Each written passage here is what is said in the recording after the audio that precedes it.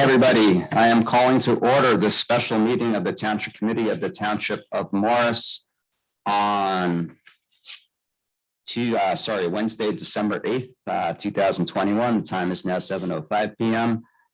Madam Clerk, roll call, please. Mr. Jorfi? Here. Mr. Rabbits? Here. Mr. Mancuso? Here. Mrs. Wilson? Here. Mayor Griselle? Here. Both adequate and electronic notice of this meeting as required by the Open Public Meetings Act has been satisfied and a statement certifying same will be executed. Will everybody rise for the Pledge of Allegiance? Pledge allegiance to the flag The United States of America, to the republic for which it stands, one nation, under God, indivisible, with liberty and justice for all.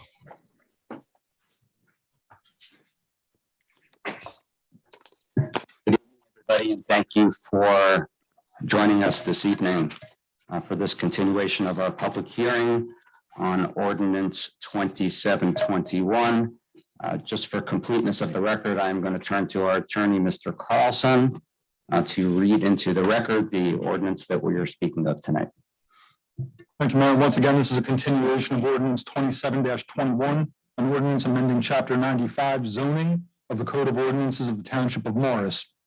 This is amending the OL-40 Office and Research Laboratory Zone, allowing for a non-residential overlay district. Very good, thank you. And just for the record also, given the ongoing pandemic, we are holding our meetings virtually via Zoom. Here in the meeting room are only 5 people. Everybody else is virtual. With me tonight, our Deputy Mayor, Mark Jorfi, our Attorney, Scott Carlson, who you just heard from, our Township Administrator, Tim Quinn, and our Township Engineer, Jim Slate, who is also running the technical ends of this meeting. Mayor, can I make one request at the beginning? Yes, go ahead. A resident has requested that you let everyone know how many people are on the Zoom meeting. So there's 102 people. And talking to the mic.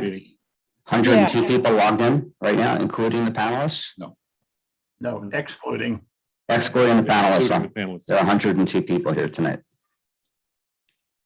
Thank you. You're welcome. So this ordinance that we're speaking of tonight was introduced on November 10th. We had a second reading in the beginning of our public hearing last week on December 2nd. And tonight we are here for the continuation of that public hearing. Before we begin the hearing, I would like to again lay the groundwork for the meeting. My goal is to end tonight's meeting by 10:30 and then continue the process wherever we might be interrupted at our regular meeting, which takes place next Wednesday, December 15th. If we do need more time, we'll talk about how we're going to accommodate that. But that is going to be the carry to date if we run out of time this evening. The meeting flow tonight, as I had laid out last time for everybody before we got started.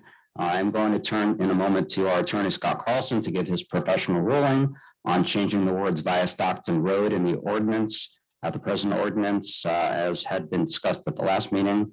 I am going to then provide a little bit of historical knowledge for everybody on what's occurred over the last many years, and as well as the this past year leading up to this point. Jim Slate is going to give some testimony as to what is contained in the prior approvals and the prior past ordinances. Like I said, I'm also going to give some information about what's transpired in the last year since the Red Bulls approached us. And Jim Slate is going to give a little bit of testimony regarding that as well. Everybody should know that we have what's called a TCC here in Morris Township. That stands for Technical Coordinating Committee. So you might be hearing that term a couple times this evening in these introductory remarks. The TCC consists of our municipal engineer, Jim Slate, our planning board attorney, Steve Warner, our Board of Adjustment attorney, Richard Aller, and our planner, Paul Phillips. Anybody else? Those four. Those four make up our TCC. And Jim is going to talk about the TCC, a little bit about the TCC process and how the TCC has worked with the Red Bulls to get us to this point. And I think that would be very helpful knowledge for the public to have. We also have, so after that's concluded, we'll open it up again for questions from the public, along with any comments people that may have. And we also have a representative from the Red Bulls on our Zoom meeting tonight, and they will be making their own public statement after the public questions are completed. And then we're going to turn it back to our Township Committee members to see if they have any follow-up questions for the professionals, or consisting of Mr. Slade and Mr. Phillips. Again, if we hit 10:30 at any point during this process, we're going to automatically adjourn until December 15th and pick it up where we left off. And when the time comes, when the public questioning is completed, the Township Committee will hold a public deliberation prior to taking the vote on the ordinance. So we're all going to talk about it and share our feelings and thoughts about how we should move forward. So that's what's going to happen tonight. Okay, so in terms of a little bit of background before we get underway, I'm going to bring, as I said, our attorney Scott Carlson forward in a second to provide his ruling. Then I'm going to share those two pieces of history with everybody and get some commentary from Mr. Slate. The first, as I said, deals with approval from the Township Committee on the rezoning of the property and subsequent hearings by the Planning Board on the entire 147-acre site. And then we're going to talk about what's transpired over the last year. And before passing any judgment on any of those three things individually, I ask everybody to just take them in as a whole to provide a broad background as we move forward tonight. So with that said, I'm going to turn over to Mr. Carlson for his ruling on the language. Thank you, Mayor. Thank you, Mayor. At the last meeting, you'll recall that I was asked to consider whether or not removing the words via Stockton Drive from what this is section 7A, subparagraph P of the ordinance. If we were to move the words via Stockton Drive from that, what would be the procedural impact of doing so? So on background, once an ordinance is introduced, any amendment thereafter that's considered by the governing body that is deemed substantive in nature, and we'll talk more about that, requires that the ordinance be sent back to first reading and that the process be renoticed and started over again. And I was asked the question as to whether or not that would be required if those words were removed. And after discussing this with the professionals, as well as reading the ordinance a little more closely with regard to this, it's very apparent to me that this would change the traffic patterns, both off-site as well as on-site circulation, or at least potentially could. And that to me is a substantive change to the ordinance that would require going back to first reading. And let me tell you why I think that is. The law is not exactly clear on what is substantive and what isn't. It's kind of a when you see it thing. But non-substantive changes are those that are administrative, clerical, think corrections to punctuation and spelling and those sorts of things. And there can be more significant changes made that could be considered administrative or clerical, but that's, in my view, not the case here. Just given the amount of public concern there's been over the inclusion or exclusion of these words tells me that this is in fact substantive and meaningful to the public. And that's the rule of thumb that I use when deciding whether or not something is substantive and needs to send an ordinance back to first reading or not. Is simply the test that I use personally, and I think it's the test that's meant by the statute, is that if a resident were to come in and read this ordinance and see that these words, access will be from Columbia Road via Stockton Drive, that might have given them enough comfort that they're not going to experience traffic in whatever area of the vicinity they live in. So they might have decided not to participate in this proceeding. I would be surprised to learn that that was changed and that the traffic patterns were changed in some way that may or may not affect them. So given that this would in fact change, or could, I should say, change traffic patterns both on-site and off-site, I would say that's substantive and would require this ordinance to go back to the beginning. Thank you, Mr. Carlson. Okay, so now I'm going to turn to the A little bit of history to share with the public. Back in 2012, there was a rezoning ordinance that came before the Township Committee. At that time, I was a member of the governing body, and Mr. Mancuso also was a member of the governing body back then. Committeewoman Wilson participated as a member of the public. Our Township Administrator, Tim Quinn, was our administrator at the time. Jim Slate was our engineer at the time. And I believe, Paul, you were the planner at the time, correct? In 2012? That is correct, Jeff. Very good. So many of us were part of that process that happened 9 years ago, more than 9 years ago at this point. And there was a lot of public participation, just like we had tonight, about how the property would be rezoned. And a lot of sentiment was expressed. One of my strong takeaways from that meeting was the desire by the public to preserve the front lawn, the great front lawn. And I remind everybody that the old Honeywell site used to be a historic mansion. Used to be one of those mansions of Morristown, and the Con Mansion. And that's why the Great Lawn was called the Great Lawn.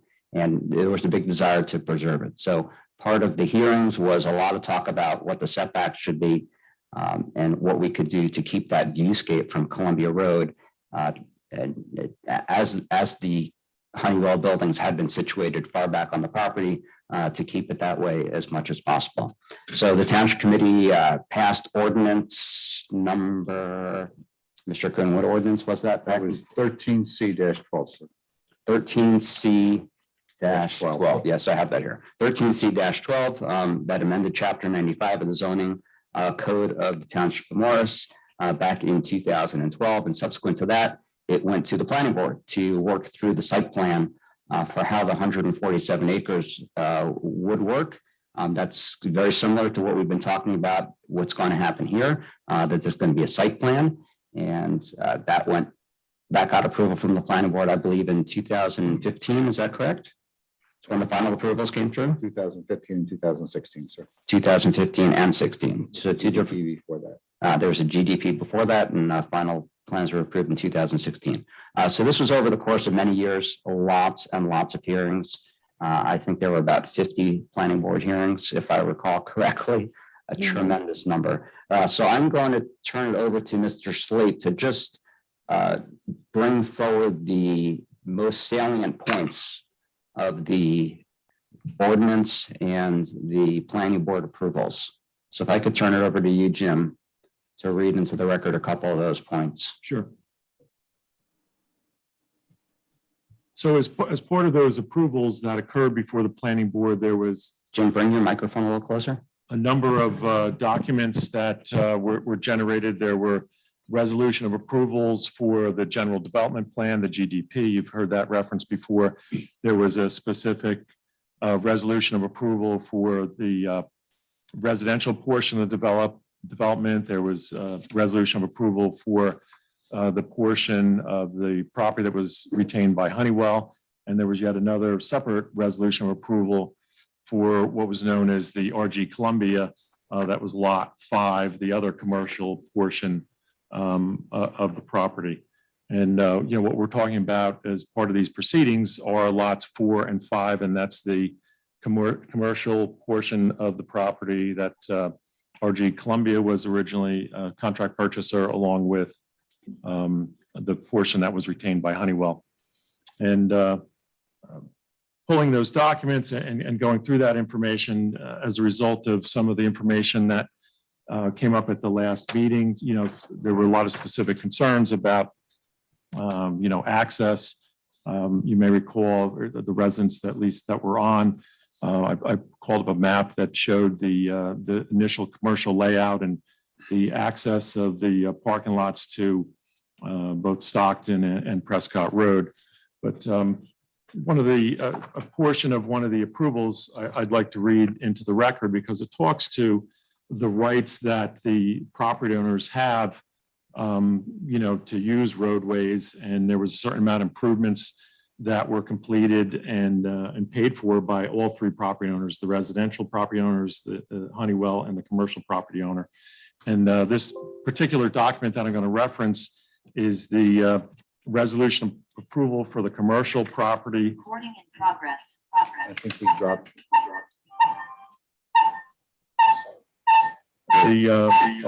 Tim, hold on. Hold on a second. No, you can't unmute. You have to hit that. You have to restart and hit that. Just mute my computer. Okay. Sorry. So that resolution approval for the commercial portion or lot 5 was for a regular public meeting that was held on February 1st, 2016, and it was action that was taken by the planning board on November 30th, 2015.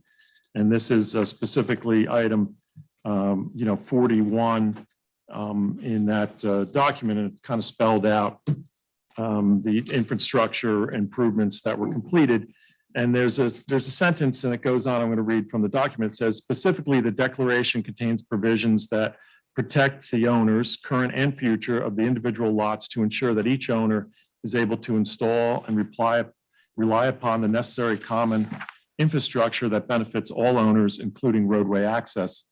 So that statement's pretty critical because the owner of all properties has certain rights, and all those rights are spelled out in a document that's part of essentially the Property Owners Association. It's known as the final DIR, and its title is the Declaration of Covenants, Conditions, Restrictions, and Easements for the Columbia Park Owners Association.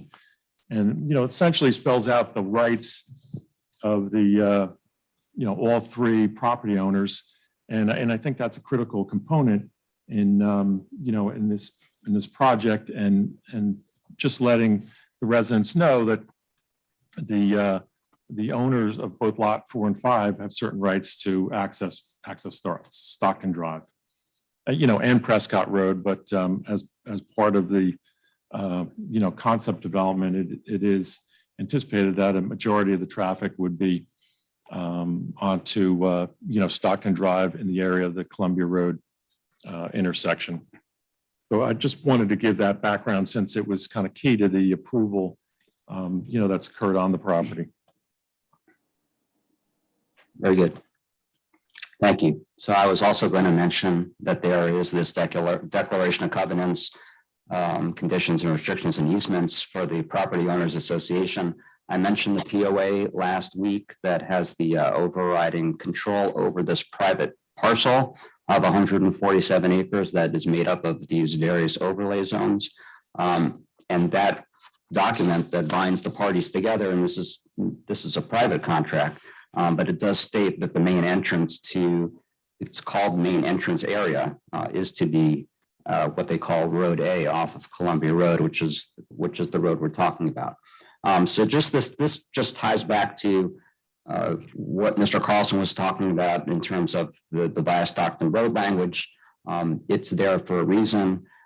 Everything that's in the ordinance that was constructed is there for a reason. It's based off of prior approvals, prior agreements, prior covenants, and such. And it didn't occur in a vacuum. It's not like somebody asked if the Red Bulls wrote the ordinance. The Red Bulls did not write the ordinance. The professionals wrote the ordinance based on our prior ordinances, based on prior approvals, based on the public hearings, based on testimony from professionals over the course of many, many hearings, and based on input from the public that occurred several years ago. So that is the background on the ordinance itself. In addition to that, there were, and Mr. Slate didn't mention this, but when the property was conveyed over to the Property Owners Association, there were road improvements made on Columbia Road. If you look out in front of the main entrance, what we call the main entrance to the Honeywell site, which is now called Stockton Road, there is a dedicated left turn lane coming westbound. There is a dedicated right turn lane coming eastbound into that Road A, the primary access road, which is now called Stockton Road. And if you look over to the service road that everybody keeps on referring to, there are no extra turn lanes. It's just 2 lanes of traffic in either way, with no marked turning lanes to enter the service road. So the road was upgraded to accommodate Stockton Road being the primary entrance to the site. And that's something that happened many, many years ago in order to prepare us for a commercial property coming into the site. So the second piece of history I wanted to share with everybody is what's occurred over the past year. And I mentioned this group we have in Charlton Morris Township called the TCC. I'm going to turn it over to Mr. Slade in a moment to talk about how the TCC has been involved in various concept plans getting us to this point. But about a year ago, Vision Property, what are they called? Vision Property Real Estate Partners, I believe, are the owners of the Lot 5. And about a year ago, they approached us and said they finally found a tenant. They had owned the property for more than 2 years. They had actively been trying to find a tenant to do a build to suit on that piece of property, the commercial portion of the property on Lot 5, which is separate from Lot 6, which Honeywell still owns. So Lot 5 is a 65-acre parcel approximately. Lot 4 is a 16-acre parcel approximately owned by Honeywell right now. And Visions approached us for their 65-acre lot, said they had a tenant. They showed us a concept plan that included soccer fields. They didn't want to tell us who the tenant was going to be, although that came out in subsequent meetings. And what they showed us was a concept plan that was just jam-packed from side to side. So at the last meeting last week, Jim Slate showed you a schematic of a proposed commercial office site layout on that parcel that showed a parking deck very close to the edge. This initial concept plan that came out on Lot 5 showed fields that were very close to the edge, buildings that were very close to the edge. And it came to the TCC, our professionals pushed back. I'll turn it over to Jim in a second. They came back with another concept plan. We pushed them even further, which is when discussions about acquiring the second lot happened. They came back with a new concept plan. We pushed back again, came back with another concept plan. There have been many iterations of concept plans to get us to this day. And I'm going to let Jim tell us a little bit about what happened on his end while this happened. Mr. Slate, before you begin. Mr. Slate, before you begin, and I know we're going to hear from Mr. Phillips too, I'll just remind both of you that you're both under oath from the last meeting. Yep, thanks. So Understood. as the mayor, mentioned, the TCC, it's the technical coordinating committee, consists of myself as the engineer, Paul Phillips is the planner, and then the two board attorneys, Rich Oler for the Board of Adjustment and Steve Warner for the planning board. When we're presented with a plan, we'll review that and, give them some feedback. And as mentioned initially, Visions approached us with the concept layout that only included, Lot 5, and there was quite a bit, packed into that lot. And we kind of kicked it back to them and said, this just doesn't work. There's just too much on this one lot. And they, went back and forth and negotiated with Honeywell, and eventually came to the point where they were able to, put both lots together. I do believe that, Red Bulls were looking at two other possible sites. I know one was in Hanover, and another may have been Pequannock. Don't quote me on that, but there was two other sites that, they were looking at for, options to purchase. And, when they did come back with both lots 4 and 5, it enabled us to increase the setbacks to the residential properties. And it kind of gave us some more room to work with. So it was at that point that, we started to, really advance things, because it seemed to make sense. I think that's in a nutshell. I don't know if you're looking for more, kind of how we got to this point. Okay. So the point here is that we got an initial concept plan that was very jam-packed. It was not something that we felt comfortable taking to our residents. We pushed back on the Red Bulls. They redesigned a concept plan. We pushed back again because we still didn't think it would be palatable by our residents. It was too tightly packed. They went back out and started negotiation with Honeywell. eventually came to agreement after several months, which delayed this process quite a bit, and came back with another concept plan that incorporated the entire 81-acre site. We pushed back yet again because we wanted larger setbacks for our residents. And this all took place with TCC at each step of the phase. And the point being here is that these negotiations have been going on for a long time. You can say call them negotiations, is this bartering back and forth about what would be acceptable by Morris Township and what we felt appropriate to bring forward to our residents. So this process could have happened probably about 6 months ago, solely on Lot 5 with everything packed closely in. But because of the work of our professionals here in Morris Township, negotiating on behalf of our residents, we have a much better plan to present to the public, a plan that we feel comfortable presenting to the public that has really good setbacks. It incorporates all of the preservations of the front lawn and such that were part of the prior approvals. And we thought it was a good enough plan to bring forward to the public, which is why we're here tonight. Another element to what's going on is all along the Red Bulls have told us that they have a lease agreement that's coming up at their Hanover site, and they very much wanted to be able to be in Morris Township in a couple of years. And so that has been part of the discussions the entire time. That is one of the reasons why we are here in December trying to get this done, because the Red Bulls have been good partners to us. They have worked with us over the course of the entire year to come up with a site that works for the municipality, that we thought would work for the residents. And we really feel that we're at a point where we have a pretty good plan, which is why we brought it forward to the public. So I wanted to share that with everybody before we opened it up to questionings. I thought that was very important background for everybody to have as we move forward.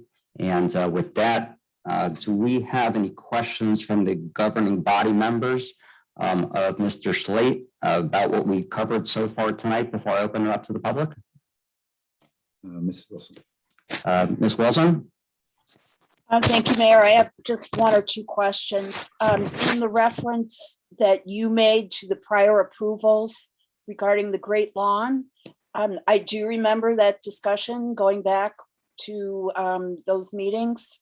And I would like some clarity from our professionals as to in the approvals that were in the agreements that were approved in the past, the Great Lawn was associated with the commercial development, but not with the residential development that fronts on Columbia and Park. Is that correct or not? Well, I think, and I'm going to turn it over to Mr. Slate, but my recollection at the time is the reason why the condominiums along those streets, Ohika, and that cluster of condominiums up there are pushed back so far is because we wanted to preserve that front lawn all along the edge there.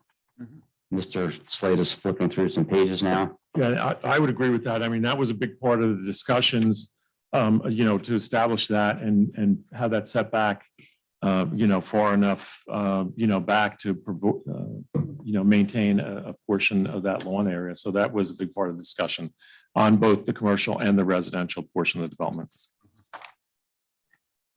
So that front lawn setback, Ms. Wilson, did encompass both the commercial side and the residential side. There used to be a big cluster of trees all the way to the east end of the property, which is where a lot of the condominiums are today. But some of those trees still remain. And so the idea was to keep the front lawn, that contiguous front lawn up until that cluster of trees. So it included both the residential as well as the commercial parts of the property. Well, I just bring that up. I did drive by just today, as a matter of fact, and the setback on the residential portion does not appear to me to be 450 feet, although it may be. That's why I asked the question. So No, it's not 450 feet. It was reduced. Just looking for that number now. I thought it was in the ballpark of 200, but don't It's quote me. 200 feet. 200 on it, Jim. 200 feet.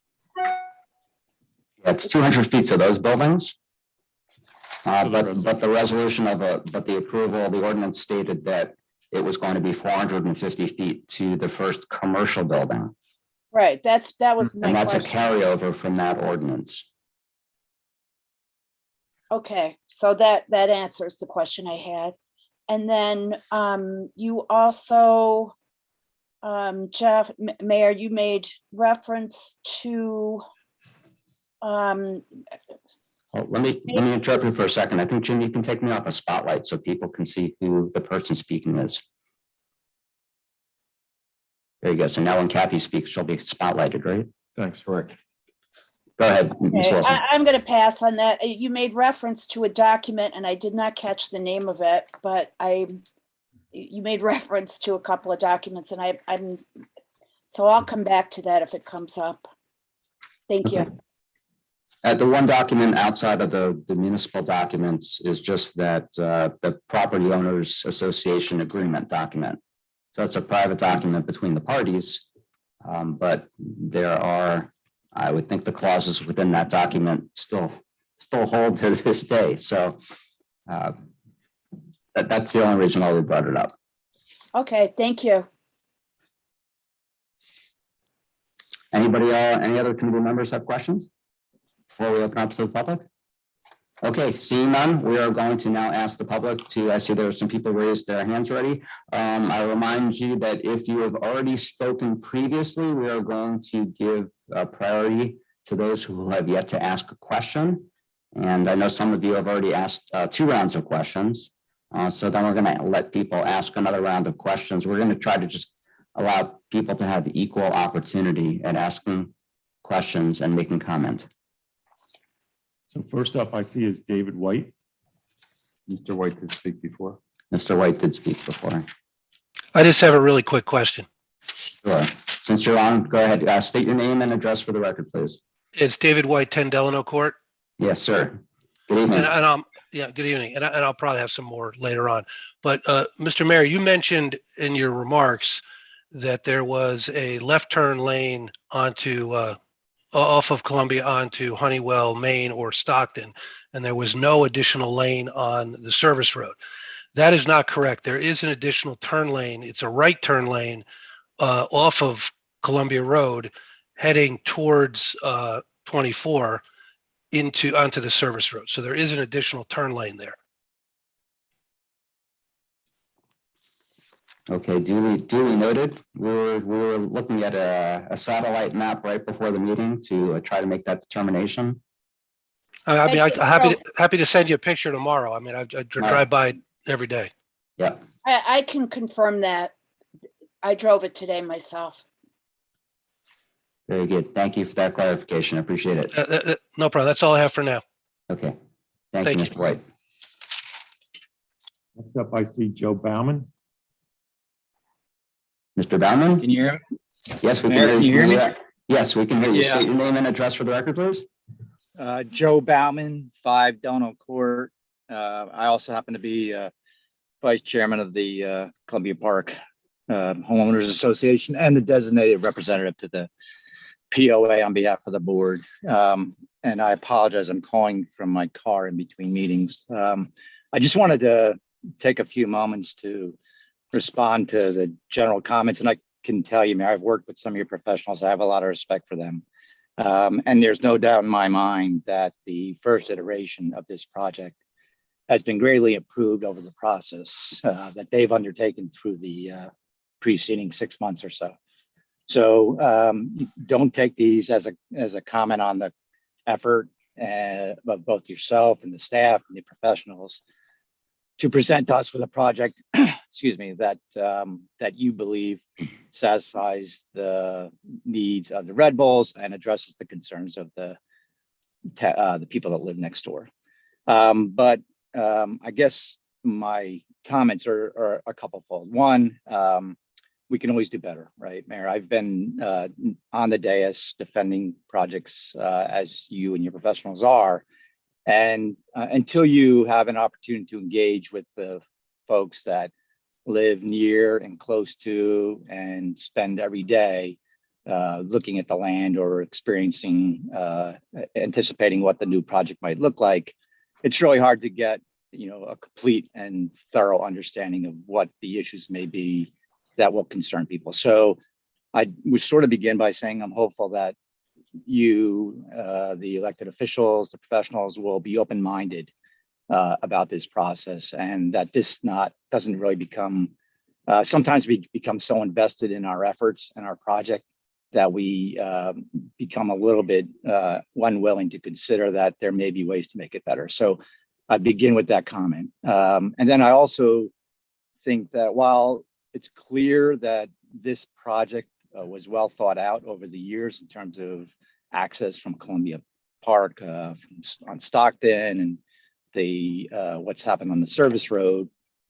But of course, that was in a planning stage before anyone lived here, right? So those were plans, those were theoretical, those were anticipating a commercial project that didn't come, which admittedly would be more dense, more impactful. But it didn't. Now we're having the opportunity to have this discussion when people live next door and people occupy the homes and people are part of the property and the adjacent and their neighbors. And so it's probably a good time to take a fresh perspective on those efforts, and things can be improved, like the service road access can be improved, right? Just because there may be only one lane in and one lane out, you can make that better.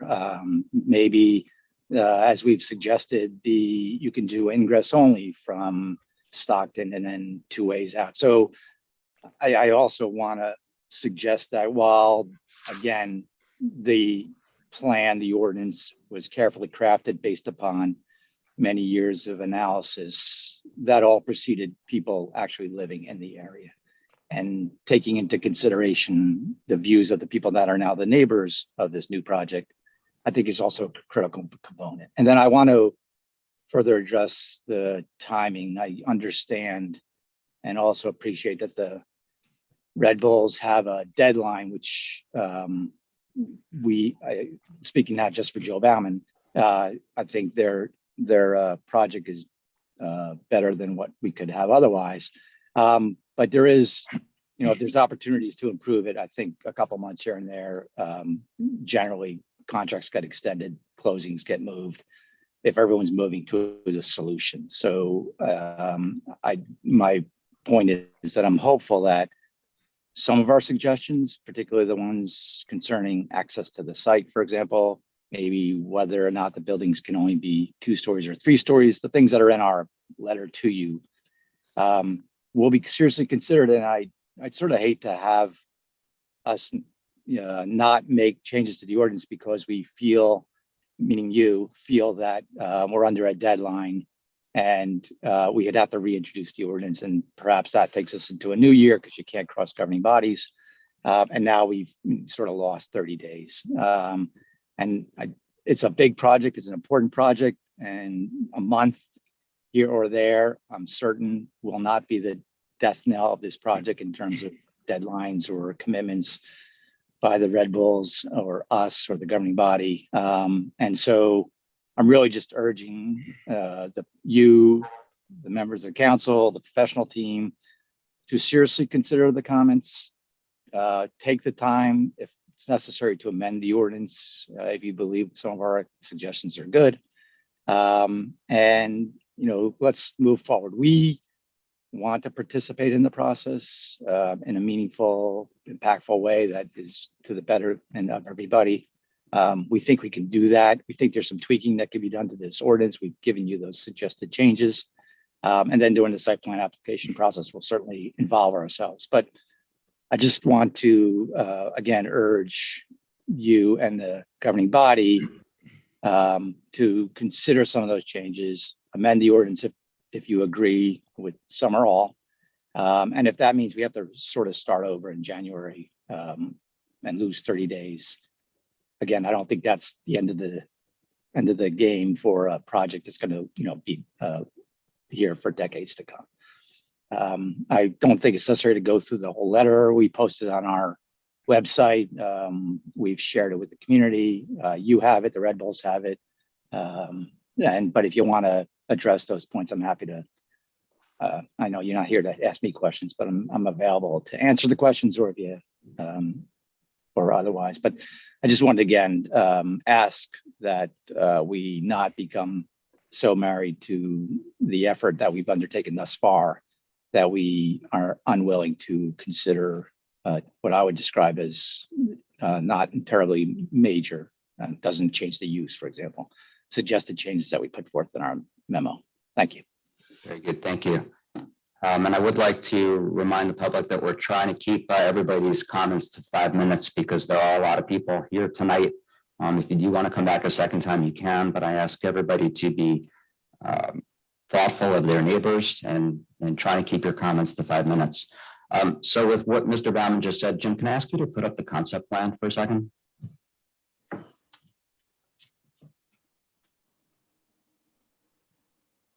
Mr. Slate sharing the concept plan. Just to Mr. Baumann's point about, hearing neighbors, listening to what they have to say and taking their comments into account. Believe it or not, that's actually already happening. So even though we've been talking about concept plans, right? The actual site plan is going to happen at the planning board. Mr. Slate heard the feedback from the residents about the drop-off area, for example. And, Mr. Slate, can you speak to, I know that you've had discussions with the Red Bulls about moving the drop-off area to accommodate the residents' concerns, right? Yeah, I can't say that I've gotten into, specifics, but I know that they're, willing to, work with the neighbors and, reconfigure that, remove some of the parking, I think shift it further, away from the residents. So there's definitely some options to help improve that, that drop-off area. And again, this is really just a concept layout. So but from the neighbors is helpful as they, develop a plan, assuming it moves forward. Very good. So, we've heard the concern from the neighbors about that drop-off area, how cars are going to be circulating very close to the residents there. We've heard that. And like Mr. Slate said, that they've already initiated a conversation with the Ritterbills and vice versa about how that might be shifted further away from the residents to ensure that there's no circulation close to the residential properties there. Again, at the site plan hearing before the planning board, they'll talk about specifics about circulation, whether, for example, there might be no right-hand turns coming out of that circulation area and such, and how cars are going to come in and exit the property. So perhaps they would come in, as somebody suggested, off of, I think Mr. Baumann, off of Columbia Road and exit out of the service area. We shall see. But that is, again, something that won't be decided by this board. It's going to be decided by the planning board at their site plan hearing. But the point is that we are hearing you, we are listening, and the Red Bulls are listening into this too. And the wheels are already turning. Okay, did you want to address any of the other issues? Mr. Baumann brought up a letter. You're asking me on that question? Yeah, did Paul want to weigh in on that letter that Mr. Baumann referred to? Sure. So there were some other issues that were raised in the letter about the plans. There was, for example, discussion about the heights of buildings. And as you know, the proposed ordinance has a 3, other than for the one indoor field building where there's an exception, but there's also an enhanced setback to that building. But for any other building, we have a 3-story limit, and we have it at 50 feet.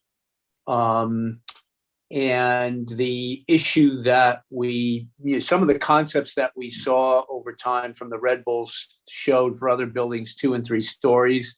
We felt 3-story was appropriate as a limit.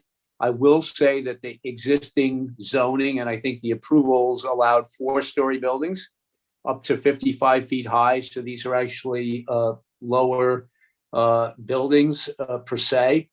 And the reason for the absolute height limit of 50 feet is, the actual height of a 3-story will depend, Mayor, on the particular function of the building and the associated floor to ceiling heights, for example, and also whether or not there is a pitched roof on a building, for example, which would increase the height. That may or may not be desirable. So again, we wanted to set a maximum. And also, as you're aware, whether the roof pitch is steep or shallow affects the height of the building. But the other thing that we did is we actually, in terms of this proposed zoning, we established setbacks, which amount to a minimum of 125 feet, which is 2.5 times the height of the building, which is an appropriate setback, particularly when we have a requirement of intervening landscaping and buffering, which is basically, in terms of the suitability and appropriateness, will be at the discretion of the planning board. And the planning board's obviously going to hear from the public. So just so that, that was sort of the rationale for the issue with regard to height of buildings. Another issue raised was the setback. We talked about that a little bit. I think, Jeff, you captured the sentiment. This is talking about the front setback from Columbia Road. There was a suggestion to perhaps allow buildings closer to Columbia Road, as well as parking areas and even fields per se. And I certainly participated in those hearings back in 2012. And I think it's safe to say that there was strong sentiment on the part of not only the township committee, but the public, to basically preserve that front lawn area, which is how we established the 450-foot setback to begin with. And we thought that it would be best to carry that forward. There's a couple other issues that should be considered with regard to possibility of having parking in buildings getting closer to Columbia Road. As you're probably aware, and I think the public is aware, that the grades aren't level. The grades rise as you go into the site from Columbia Road. And you have some areas that if you're putting in buildings or parking or fields, that there's going to be some significant regrading in that area, again, as you get closer to Columbia Road within that 450 feet. And what that means is there's going to be cuts, and it means there's going to be retaining walls. And I know how you feel about that and the look of that, Mayor, but your professionals would concur.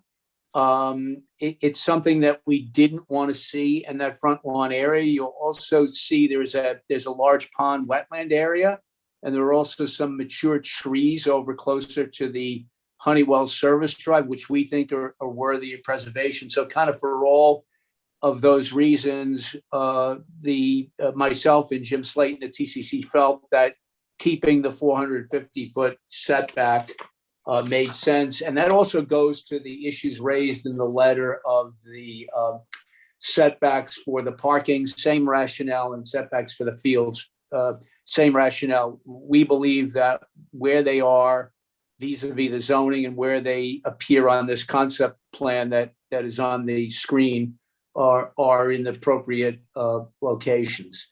There was this possibility of increasing the setback to the east and west overlay districts. We had set that at 125 feet. And again, as Mr. Slade and you indicated, we went through several iterations. And during some of the prior iterations of the plan, we thought that the plan was too tight, particularly without the addition of the Honeywell site. And we think we've reached an appropriate happy medium, if you will, at 125 feet and sort of balancing the equities. And we do have that, as I mentioned before, that standard where the planning board has discretion over the amount and quality of the buffering that goes within that 125-foot setback. And the only other thing I'll add is that when we conceived the original zoning, before anything was built, the townhouses and the office use contemplated, and because it's a planned unit development and we wanted there to be flexibility, there were actually no standards in terms of setbacks between the office and the residential. So theoretically, under the existing zoning, the office buildings could actually be taller and closer to the residences than even what was approved. So again, balancing all those interests, if you will, both Jim and I felt that the 125 feet was kind of the happy medium, if you will, again, in trying to balance the interests of accommodating a use and again, affording protection. to the existing residential properties. There was a suggestion about the outdoor lighting being no closer than 300 feet from the overlay district. This is, we have a standard in the ordinance of 200 feet. And basically that relates to several of the concepts. And as I think you know, Mayor, Jim and I worked with the Red Bulls to ensure that the lighting was basically going to be as far removed as possible from both the adjoining residents outside the boundary and the two overlay districts. And I think that the concept that I think you're looking at, and Jim, correct me if I'm wrong, the lighting is probably on, at least I think to the west overlay, is about, I think, 250 feet. So the 300 wouldn't do it. And the reason we had the 200 is, again, we wanted to allow for some amount of flexibility and cushion. And again, the 200 feet is double the height, the maximum height on the lighting itself, which we thought was appropriate. The access from Stockton Road has been discussed. I don't think I will belabor that. And the only other issue that was raised in the letter, Mayor, was a suggestion, and I think this was raised by a member of the public at the first hearing, that the athletic training facilities use actually replace the office lab use rather than become an alternative. The suggestion was there's no need to account for office anymore on the site. But I think that's really sort of not viable as a practical matter. And principally since the intended user here, meaning Red Bulls, is under a contract to both Vision and Honeywell. Now, Vision's the owner of Lot 5, Honeywell the owner of Lot 4. The Red Bulls are contract purchasers, so that if for some reason they were unable to close or they were to abandon the project, if we did what's suggested, there'd be no development alternative for the project, and the underlying owners would have no use, period. And I would venture to guess, in fact, I'm fairly certain that this would be a non-starter for those entities. They would probably have serious objections to a plan that did not include the offices as a potential development option. So I think for those reasons, at least it's my professional opinion, that we need to keep that zoning and that alternative as drafted. And I think those are the issues, all the issues, Mayor, that were raised in the letter from the Condominium Association Board of Trustees. Very good. Thank you, Mr. Phillips. And just to get back to the lights for a second, even though our setback says 200 feet, you said in reality, it's the way it's laid out in the concept plan is 250 feet. The planning board is still going to hear testimony from an expert. They're going to hear what kind of light fixtures are going to be installed. And from what I understand, they're going to be state-of-the-art light fixtures. And the planning board has the ability to ask them to increase those setbacks if they deem warranted. Is that correct? No matter what this ordinance is. The planning board has the right to basically ask an applicant anything if the planning board thinks it's in the public interest. And certainly, I would expect that the applicant, and I would also say this applicant, having dealt with the Red Bulls, who have been cooperate with Jim and myself based on the suggestions that we've made throughout, will basically take that certainly seriously under advisement. And also, I think, Mayor, that the public will comment on that as well. And again, a lot of these details will be worked out at site plan. The zoning is just to sort of establish that minimum foundation and framework. And also, as I added, and Jim, correct me if I'm wrong, but I think the lighting, the closest lighting to the west overlay is about 250 feet. And I think it's even greater to the east overlay, based on the concept, if I'm not mistaken. It was definitely beyond 200 feet. Okay. So that, I think that kind of answers that question, Mayor. Okay, very good. Thank you very much. Because we've based on the communication that we've received, and all the township committee members have received numerous emails from the public. So I should touch on this for a second. You might have gotten what you thought might be a generic response. The reason for that is that all discussions really need to take place at this public forum, not individual discussions by email, because everybody should have the same information. So that's why we ask people who, if they had concerns, to actually come to the meeting and express it publicly on the record so that we can respond to them. But the three main concerns that we heard were the access from Columbia Road, the lighting, and then the traffic that might occur internal to the site. And so we've addressed tonight so far, and I'm sure we'll still hear from residents about entrance from the Columbia Road using Stockton Drive. We've talked about a little bit about the circulation inside and how we're going to try to keep cars away from the residents. We've talked tonight so far about the lighting. But let's open it up again to further public questions. So who's next on the list? I see a Sue. Hi, yes, good evening. And you can hear me, correct? Yes, so we can hear you. Good evening. For the record, your name and address, please. My name is Sue Saucelli, Sauchelli, 9 Green Knolls Road. Good evening. Good evening. So first, I want to thank you for continuing to allow us to voice these concerns. I wish to present tonight my idea for a traffic flow plan that I think, after listening to Mr. Carlson and Mr. Slate, I believe will actually fall within, I think you were calling it about the road ordinances or guidelines that are set right now. Either if you can allow me to screen share, I can show you, I can put up my picture or just leave up your concept plan and I can use that for reference, whichever one you would like. Unfortunately, we can't let the public screen share without previewing the documents first, because with all due respect, we just don't know what people are going to put up on the screen. True. Okay. So if Understandable. If ever you want to do that, and if anybody from the public wants to do that, we have always asked that you share the document beforehand, and that we will put it up on the screen. So I'm sorry about that. That's not a problem, but we can use this plan. I think it'll work well. First of all, I just want to first touch on the surface road as being an entrance. And you were talking about, yes, there is a little itty bitty short right-hand turn lane coming in off of the eastbound on Columbia, but it's not much. And yes, I drive by it every single day because our backyard is on Columbia Turnpike.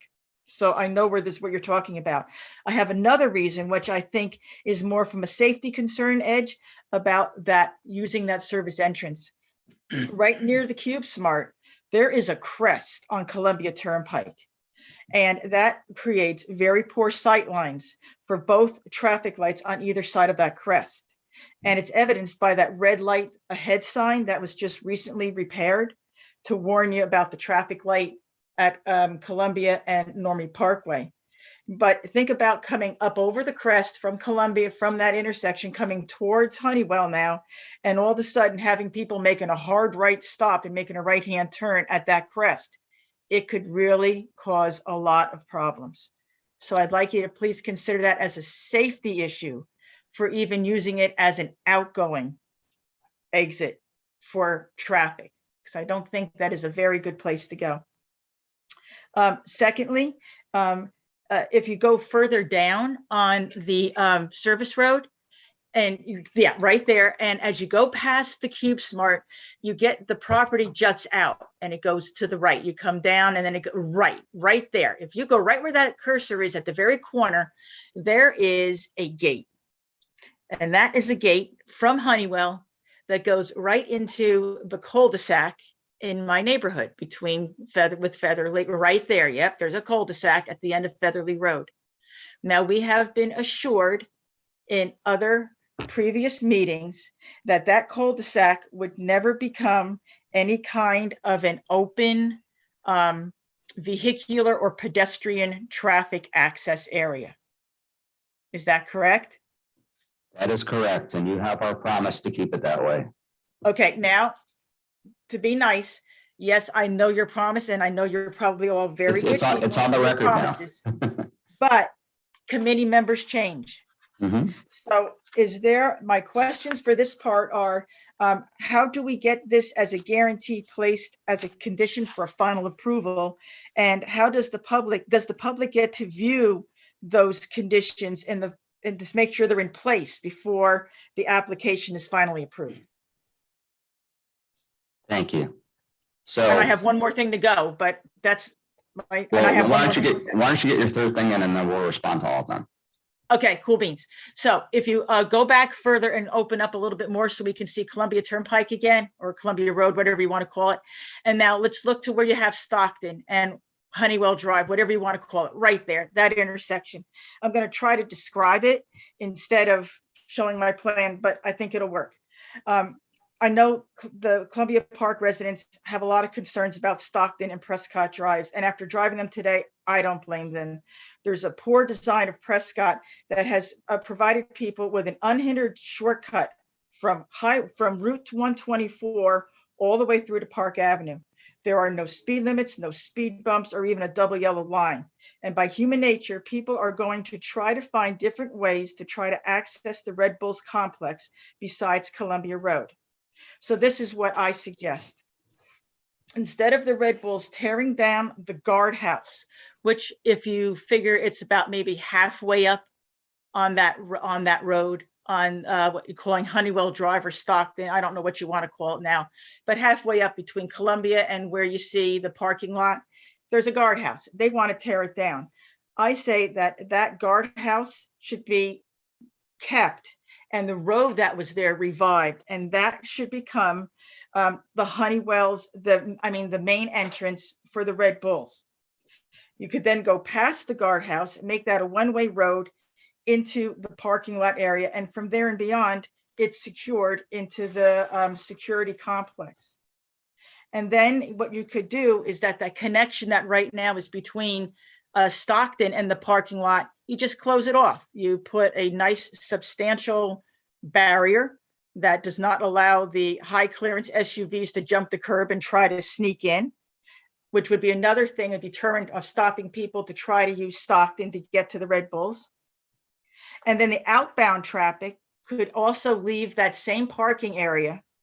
And I know I'm going to call this a simple thing. I know it probably isn't, but create some kind of a simple ramp that would go over Honeywell Drive, that Honeywell Drive area, and come and bring you in so that you could go down back to Columbia. If you took, I don't know what to call them, but you know those pylons that you see on some roads that are on the double yellow line, and it stops you from making a left where you're not supposed to? Right. If you ran those pylons all the way up from Columbia all the way up past where that parking lot is, nobody could be allowed to come down Stockton at any place and be able to bang an illegal U-turn and get into the Red Bulls complex. Okay, so let me stop you right there. So Yeah. they're all actually excellent suggestions, but they all have to deal with site plan, which is at the planning board. There's nothing that you stated tonight that would change this ordinance per se. But I saw Mr. Slate taking furious notes with your suggestions. I know that the Red Bulls are listening in. You make a very good point about the safety issue about the crest of the hill on Columbia. I hadn't really thought about that until you mentioned that. So thank you very much for that. And your suggestion about the guardhouse, but the guardhouse would be a call that would come up at the planning board hearing. The Red Bulls are listening. Jim Slate is here.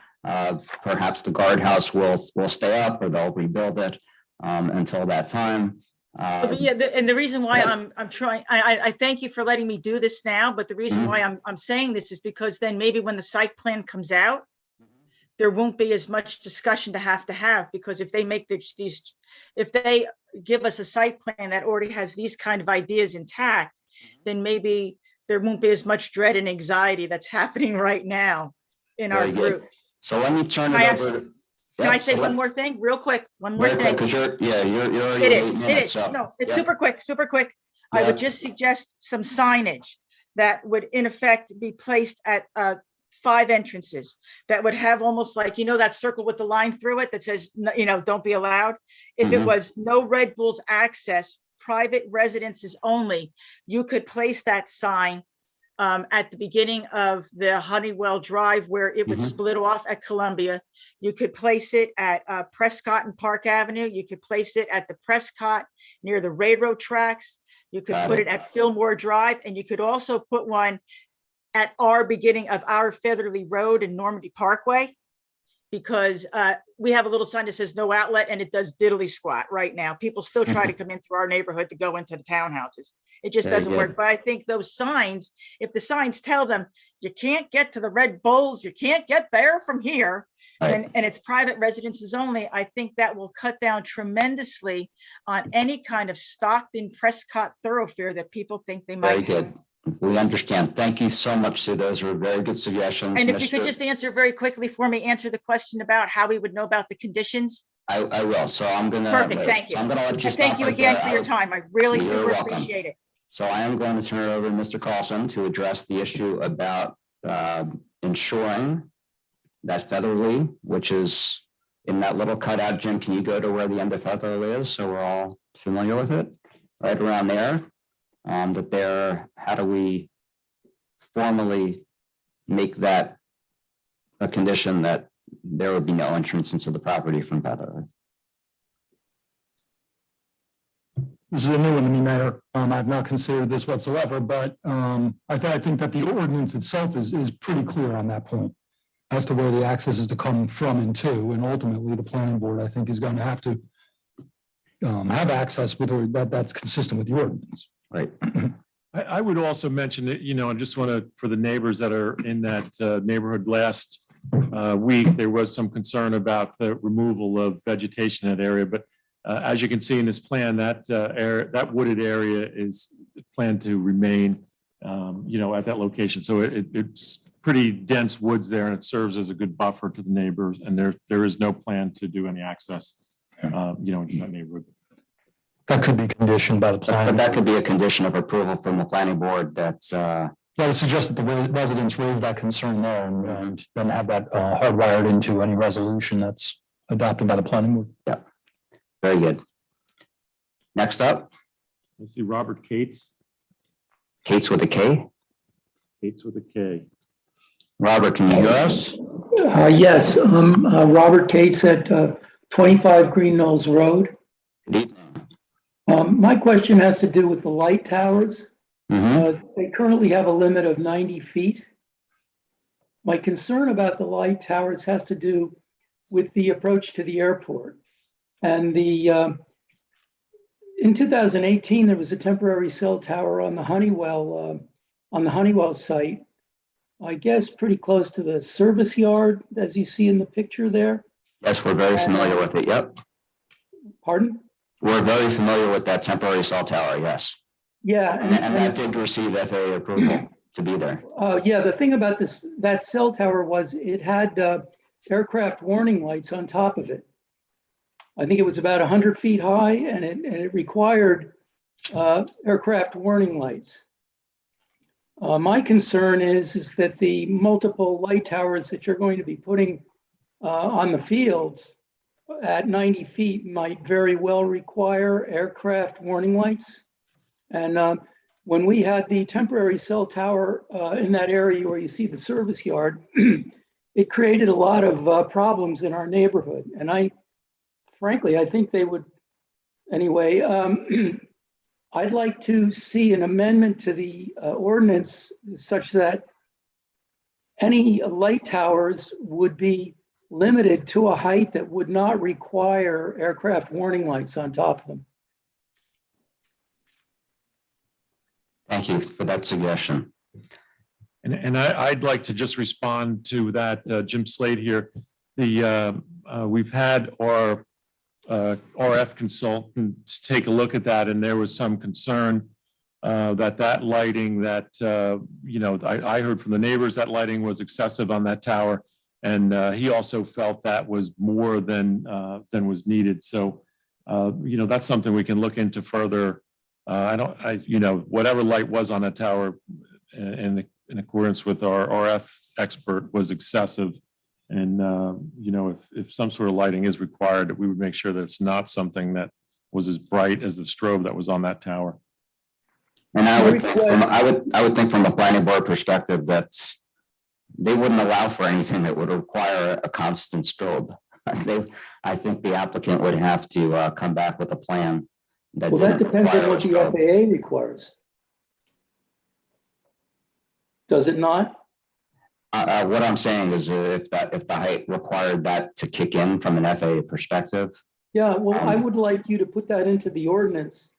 I would like you to amend the ordinance to stipulate that you will not you will limit the height of the towers pending what the FAA requires, such that you're not going to be putting a nuisance type lighting on top of the towers. very good. Thank you for that comment. Okay, who is next? Next up, I see Betty Barrett. So has Ms. Barrett spoken previously? Not at this point. Not at this hearing? No, she spoke back in November. Very good. Good evening, Mrs. Barrett. How are you tonight?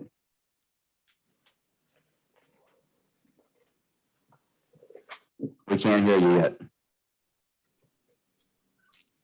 No, click that again, Jim. Not sure that. Betty, can you unmute yourself?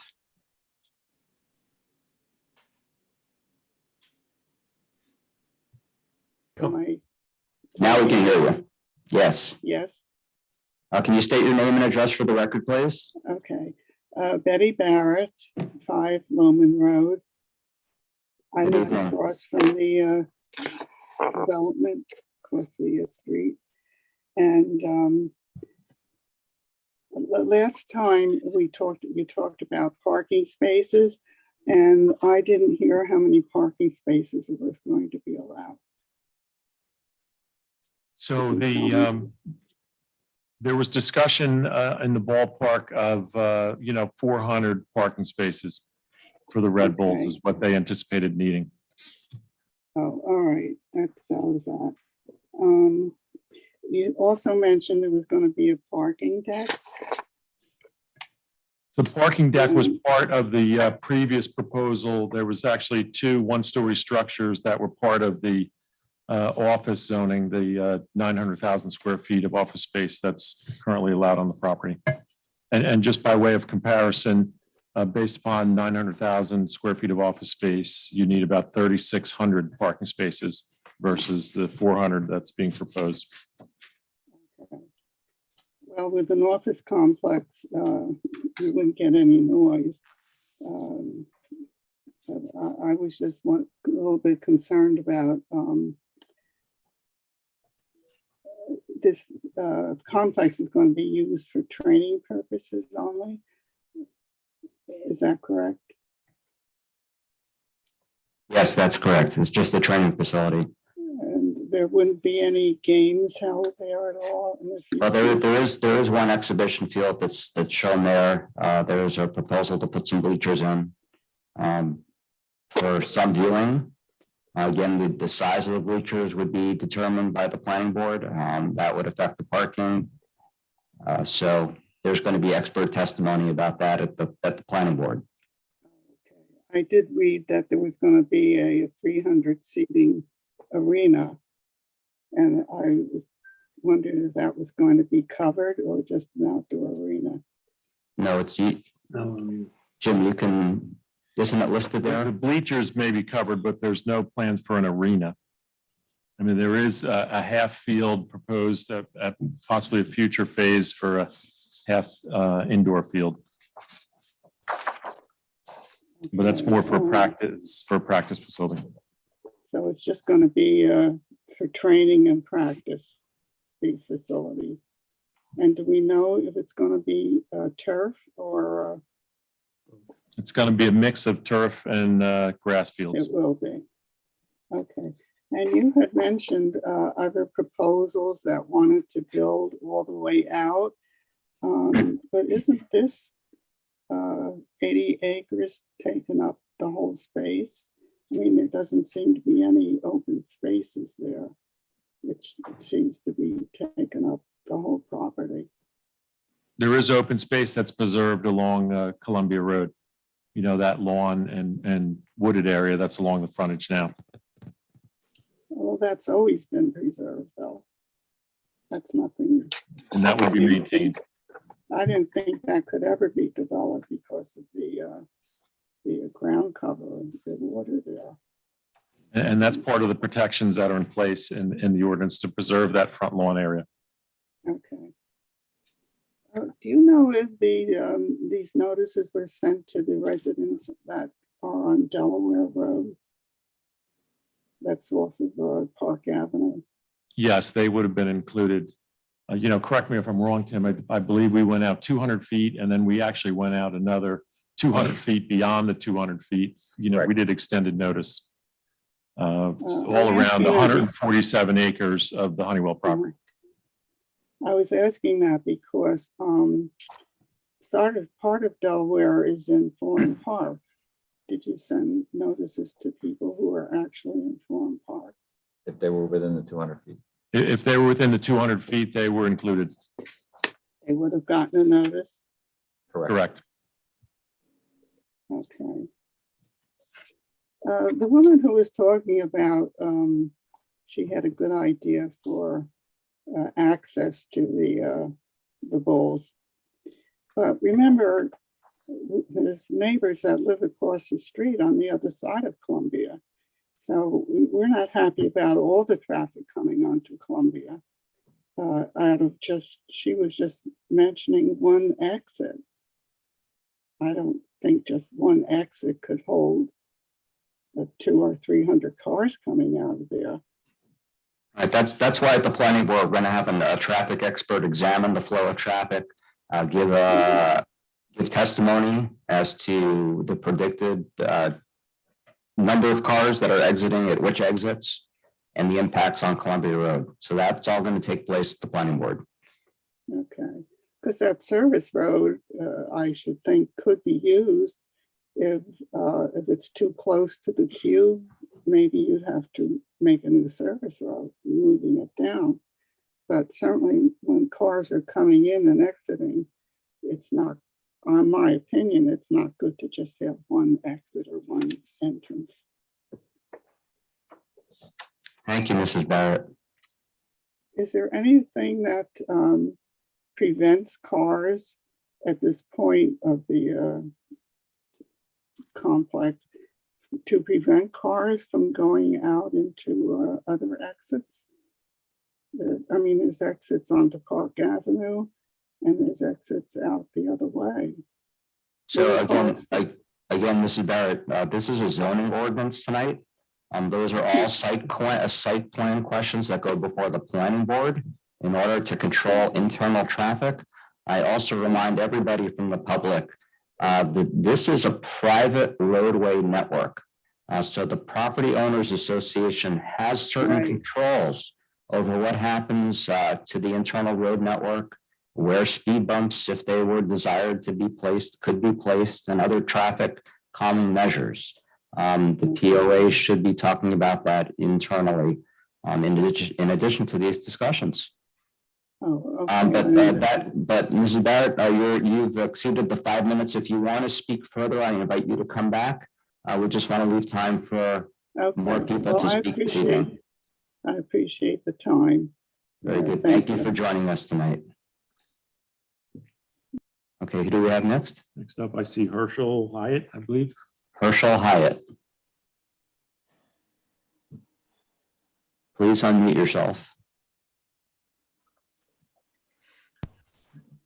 Can you hear me? I can hear you now, yes. So your name and address for the record, please. I'm Herschel Hyatt. I live on 7 Warren Road. The name is Herschel. The last name is Hyatt, Hiat. I'd like to take your attention, if possible, to the other side of the development, which is on Warren Drive, which is where my home backs up to. And my concern is that in the purchase of the development, they purchased what's called, I guess, a berm or a hill that backs up to my home. By the way, let me just say first, I'm all in favor of the project, 100% in favor of it, and I think it will be a good thing. Yeah, you've got it right there. My home backs up to right over there. My concern is that as of right now, half of that hill belongs to me and the homeowners association. And that is currently being taken care of on a weekly basis. And the other half of the hill belonged to Vision, which I guess is now sold to the Red Bulls. Will they be maintaining that hill which backs up to my home is my question. I hope this is the right forum to be asking that question. No, it's a good question. It's a good question to ask. And that's going to be part of the conditions for approval at the planning board. They absolutely need to maintain their property, just as every property owner in Morris Township needs to maintain their property. If they're not doing so presently, you should let us know. Because respectfully, you were my last. I wasn't going to come to you unless I absolutely had to, and I was getting to the point where I absolutely had to. It's a disaster looking right now. I'm excited for this project to happen because I think that it's going to be good for everybody. I think you really respectfully need to listen to the concerns of the homeowners that are coming to you tonight. Everyone, of course, that's talking to you right now is concerned about their property values, and that's what we're all talking about and what this is going to do to our property values. I have a specific concern, as do the other homeowners on Warren Drive, and I haven't heard those. I've been on many of the calls and haven't heard those concerns expressed. So if that is going to be one of the conditions, I thank you very much. And I will not take up my 5 minutes. Thank you very much. So I'll also point out that you can see a row of trees on your screen that back up to your property. Yes, I do. Right. So any condition of approval on any approval that goes before the planning board requires them to maintain the trees. If a tree were to die, they actually have to replace the tree. So whatever ends up getting approved as a buffer will need to be maintained in perpetuity. But respectfully, can I just, you see the service road? It's not a service road right now, but that's really a running path. Yes. Behind that running path are those trees, and then below those trees is half a hill. I understand. I understand what you're talking about, and Mr. Slade has already taken notes to come out and take a look. And if it's not being maintained, we'll make sure that it's properly maintained. Well, and I just wanted, Mr. Hyde, I just want to mention that the Red Bulls are under contract to purchase the property. Vision still owns the property. I know that area is currently, overgrown. I would just say it's, it's almost turned into like a fallow field. That may become part of the, the landscaping plan. There may be some additional buffering that goes, into that area. So, I mean, that's something that I think we need to take a look at, and, what's proper for maintenance on that. I guess your hope is that it become, maintained lawn. It sounds like what you're looking for, because I think that's. I'm being respectful to everybody. What it is right now to this homeowner and to this person is unacceptable. What we are right now. Okay. Understood. I'm not trying to be disrespectful to any of you and what you do, but thank you for bringing that to our attention. And let me add one more thing, just for all the homeowners that live down on your side and other homeowners as well. I have no doubt at the planning board level that they are going to require viewscapes from different perspectives, and I'm sure there will be a viewscape from what it would look like from not necessarily your backyard, but the backyard of what a homeowner in your area would be looking at up the hill. So you can be assured that at the planning board, you'll be able to see something like that. Thank you for your time. Thank you for joining us. Next up, I see Alfred DeMiro. This is number 3 for him, sir. What was that? This is number 3. Mr. DeMiro has spoken before, so let's let somebody else speak. Did just ask him to unmute. Hi, this is Alfred DeMiro. Do you not want me to speak? Since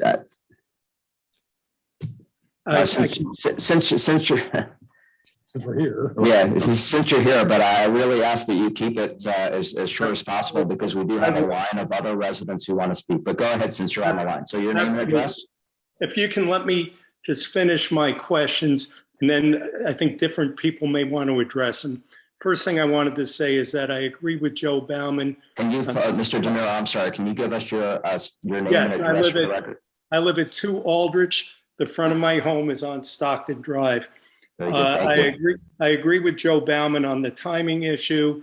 A delay to make this ordinance right, a modest delay, I don't think should be a reason to push forward if there's changes that should be made.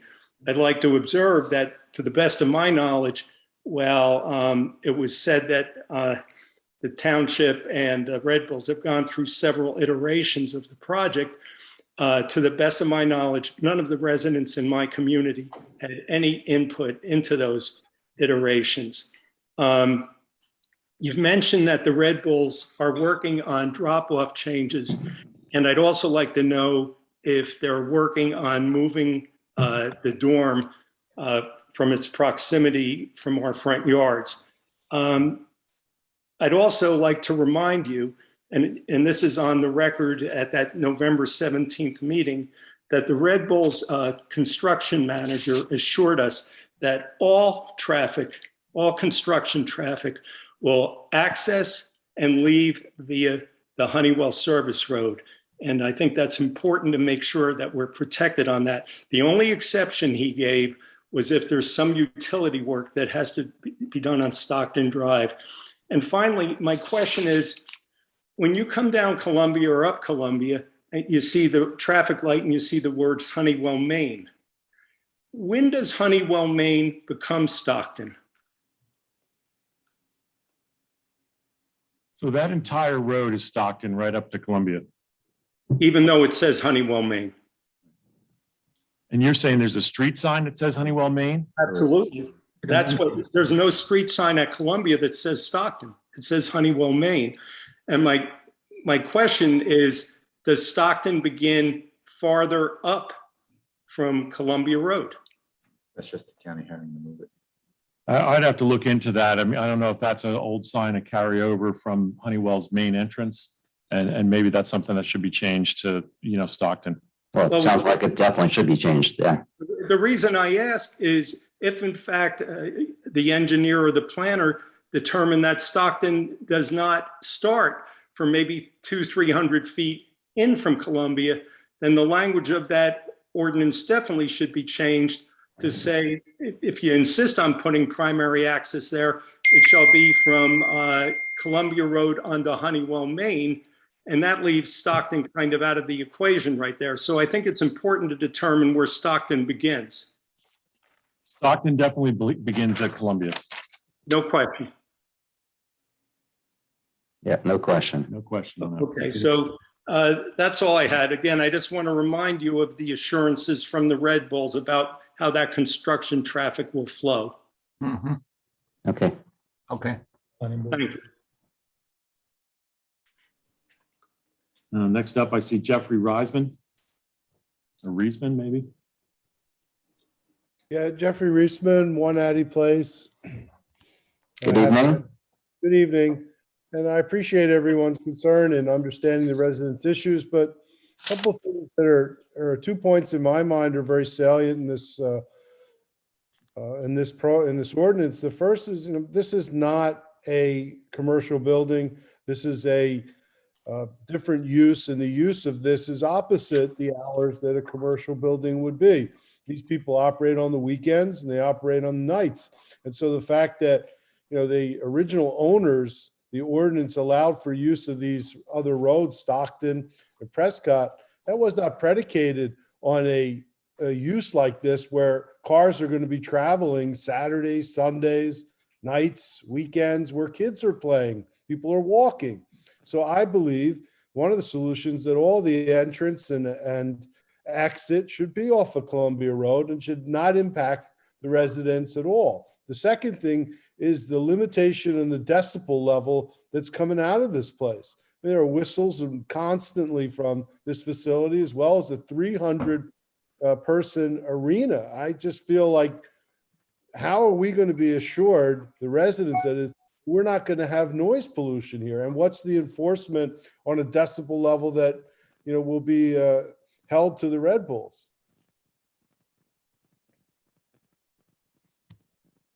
Very good. So we have, as we discussed at the last meeting, we have a noise ordinance in Morris Township. Everybody has to adhere to it. There are decibel limits on what can come out of the site. As there are limits about what noise can be transmitted anywhere in the township.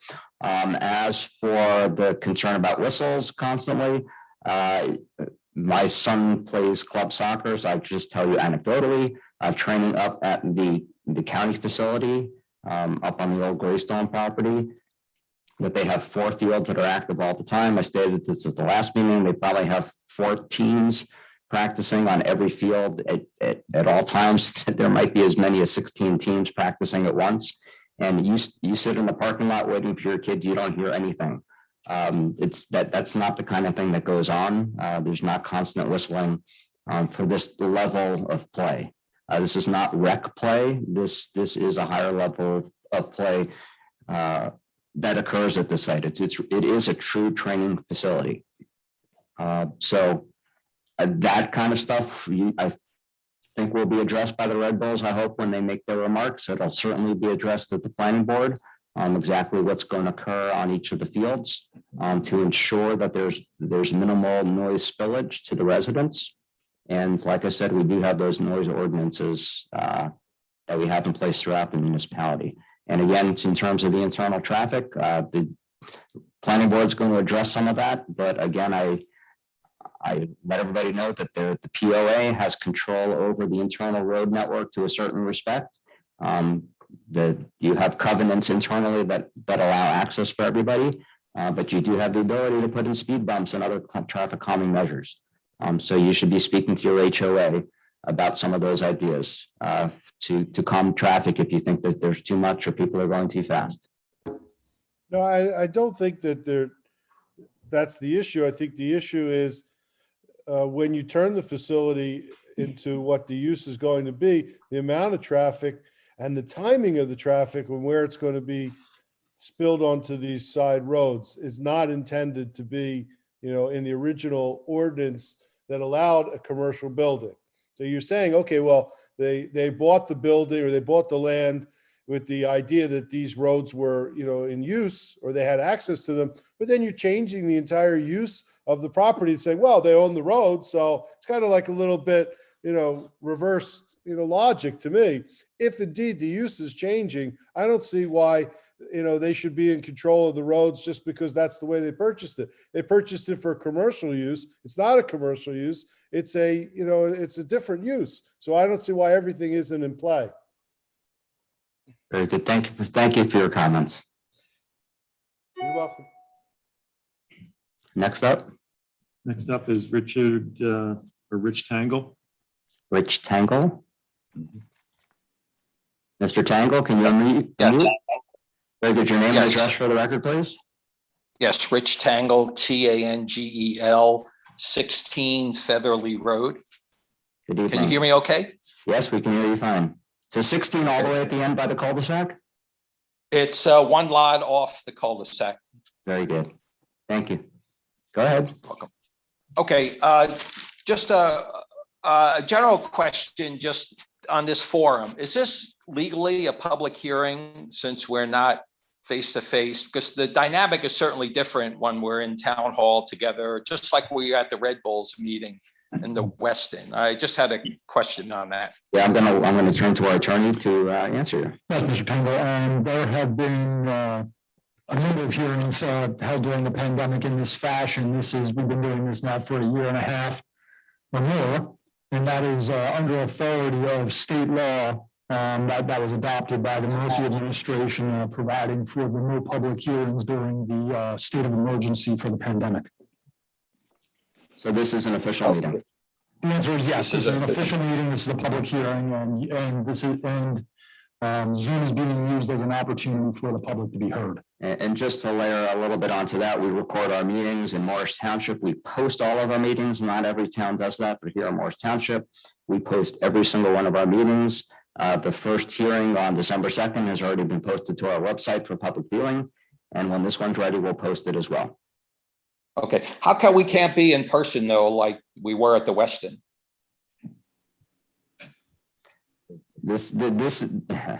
the size. Yeah, we don't have the capacity in this room to limit. My understanding too is that the Westin Okay. is not a formal public meeting of the governing body, and that the municipal, the governing body here, as well as the planning board, zoning board, and other committees and boards of the municipality are still all operating remotely. Yep, so that was Okay, a private event, and there are different rules and regulations for private events. We have a higher standard here at the municipality Okay. to make sure everybody is safe. Okay, I know lots have changed, and there's a different dynamic. I think it's more I don't dispute better that, expression but- in person. Yes. So I don't think this is being handled technically for a contentious application like this. I don't think being remote is a good way to do it. So, okay, I'll close on that remark there. But okay, and just a couple regarding general trust issues. And I've been a resident there for over 30 years when I was Allied Chemical. And the office complex was fine, weekends quiet, thousands of cars, employees work there, good jobs, paid taxes. It was very good, just like Exxon on Park Avenue. You know, unfortunately, we lost all those great businesses and office complexes due to taxes and other poor business climate in New Jersey. But and lately, and this is just a trust issue with regard to the board, where I appreciate the service you guys do, no doubt about it. But we're neighbors now of this CubeSmart facility, which I believe was inappropriate use in that residential zone. And I know someone said it was the OL zone. Well, the OL zone is a large zone there. I think this was a defect in the zoning map and the land use ordinance. And it was a residential lot. If you look at the tax map, it was lot 13, numeric sequentially numbered with all the other lots on Columbia and Green Knolls, Featherly. All of a sudden, this is lot 13. Now, it's a commercial CubeSmart. I understand there's an apartment there too. And there was a planned cell tower for that. It's like, give us a break. The residents are not happy. I'm not happy. So there is some mistrust here, some anger, I'll say, on my part with what's happened with close development to our home and the value affected by that. And can I put an apartment on my residential lot? Can I put a cell tower on my lot? This is just some questions, and I'll leave it at that. So I'm going to run out of time, but I will like some answers at some point on that. Also, with regard to the traffic situation, again, lived here a long time, and I did notice the improvements on Columbia Road over the years, particularly with the Hovnanian development there. And there certainly is, yes, a little right turn lane that goes past CubeSmart heading east, but that can't queue up much traffic at all. And certainly a concern I would have, and I assume your professionals and your traffic engineer has looked at it or is looking at it, and even at the county level, that there's going to be problems if that service road is made more of an avenue for access and egress there. Because any little disruption, that Columbia and Normandy intersection is dangerous as it is. Poor design, like designed by a tow truck company. It's such a poor design. There's accidents there all the time. We hear sirens all the time. There's car debris, like every week or 2 weeks. There's a problem at that intersection. That island was put in, very poor design. And as Mr. Slate mentioned at the previous meeting, the intersection at Park and Columbia is a disaster too. That's a defect. And one question on traffic circulation overall, what happened to the DOT's plan? I believe the county was moving on it to actually bring in a new exit off of 124 heading east and to come into Park Avenue, T into Park Avenue. Whatever happened to that proposal? Can anyone answer that? So we're veering a little bit off track here by talking about an exit off of Route 24. Well, that is not. I can tell you it's not moving. I can tell you it's not moving forward at the moment. Okay. Okay. All right. If you want to discuss I that, object to that a little bit, Mr. Mayor, because I believe you mentioned that we should look at things regionally. So that's just like one town over and so forth. So we should look at all this. Just Florham Park is here, Hanover's here. Morristown has the airport. It's just like we are all in this area and neighborhood together. So we got to look at all this and, whatever happened to that. And now I heard there's going to be a residential complex jammed in there. It just seems like the county then has to get off there and do something about that, just to have better planning in the area. This just seems to be a mess right now as to what's going on. But anyhow, let me just move to screening. I heard a couple things tonight. Yes, sir, you're at 7 minutes already. We do want to leave time for everybody else. So if you want to wrap up. Can I have 30 seconds? Okay. Can I have 30 seconds? Okay. Sure, On screening, there was talk about growth between our neighborhood and the Honeywell complex. Basically, those trees, that's mature growth. And trees have, over the years been here, they've been taken down by storms, they're dying or dead, and the deer are eating the new growth. So I see everything. I see people walking on the service road, the trail. I see everything. I could see the new condos there. So there's no buffer now there. And so there will have to be substantial planting for so-called screening and maybe even hardscape, like a large, tall wall. So I'll leave it at that, but I'll look forward to engaging with you again. Thank you very much, everybody. Thank you. And the issue about screening will be undertaken at the planning board. There's going to be appropriate screening on every single side of this complex. So be assured that if there are trees that need to be replanted, they will be.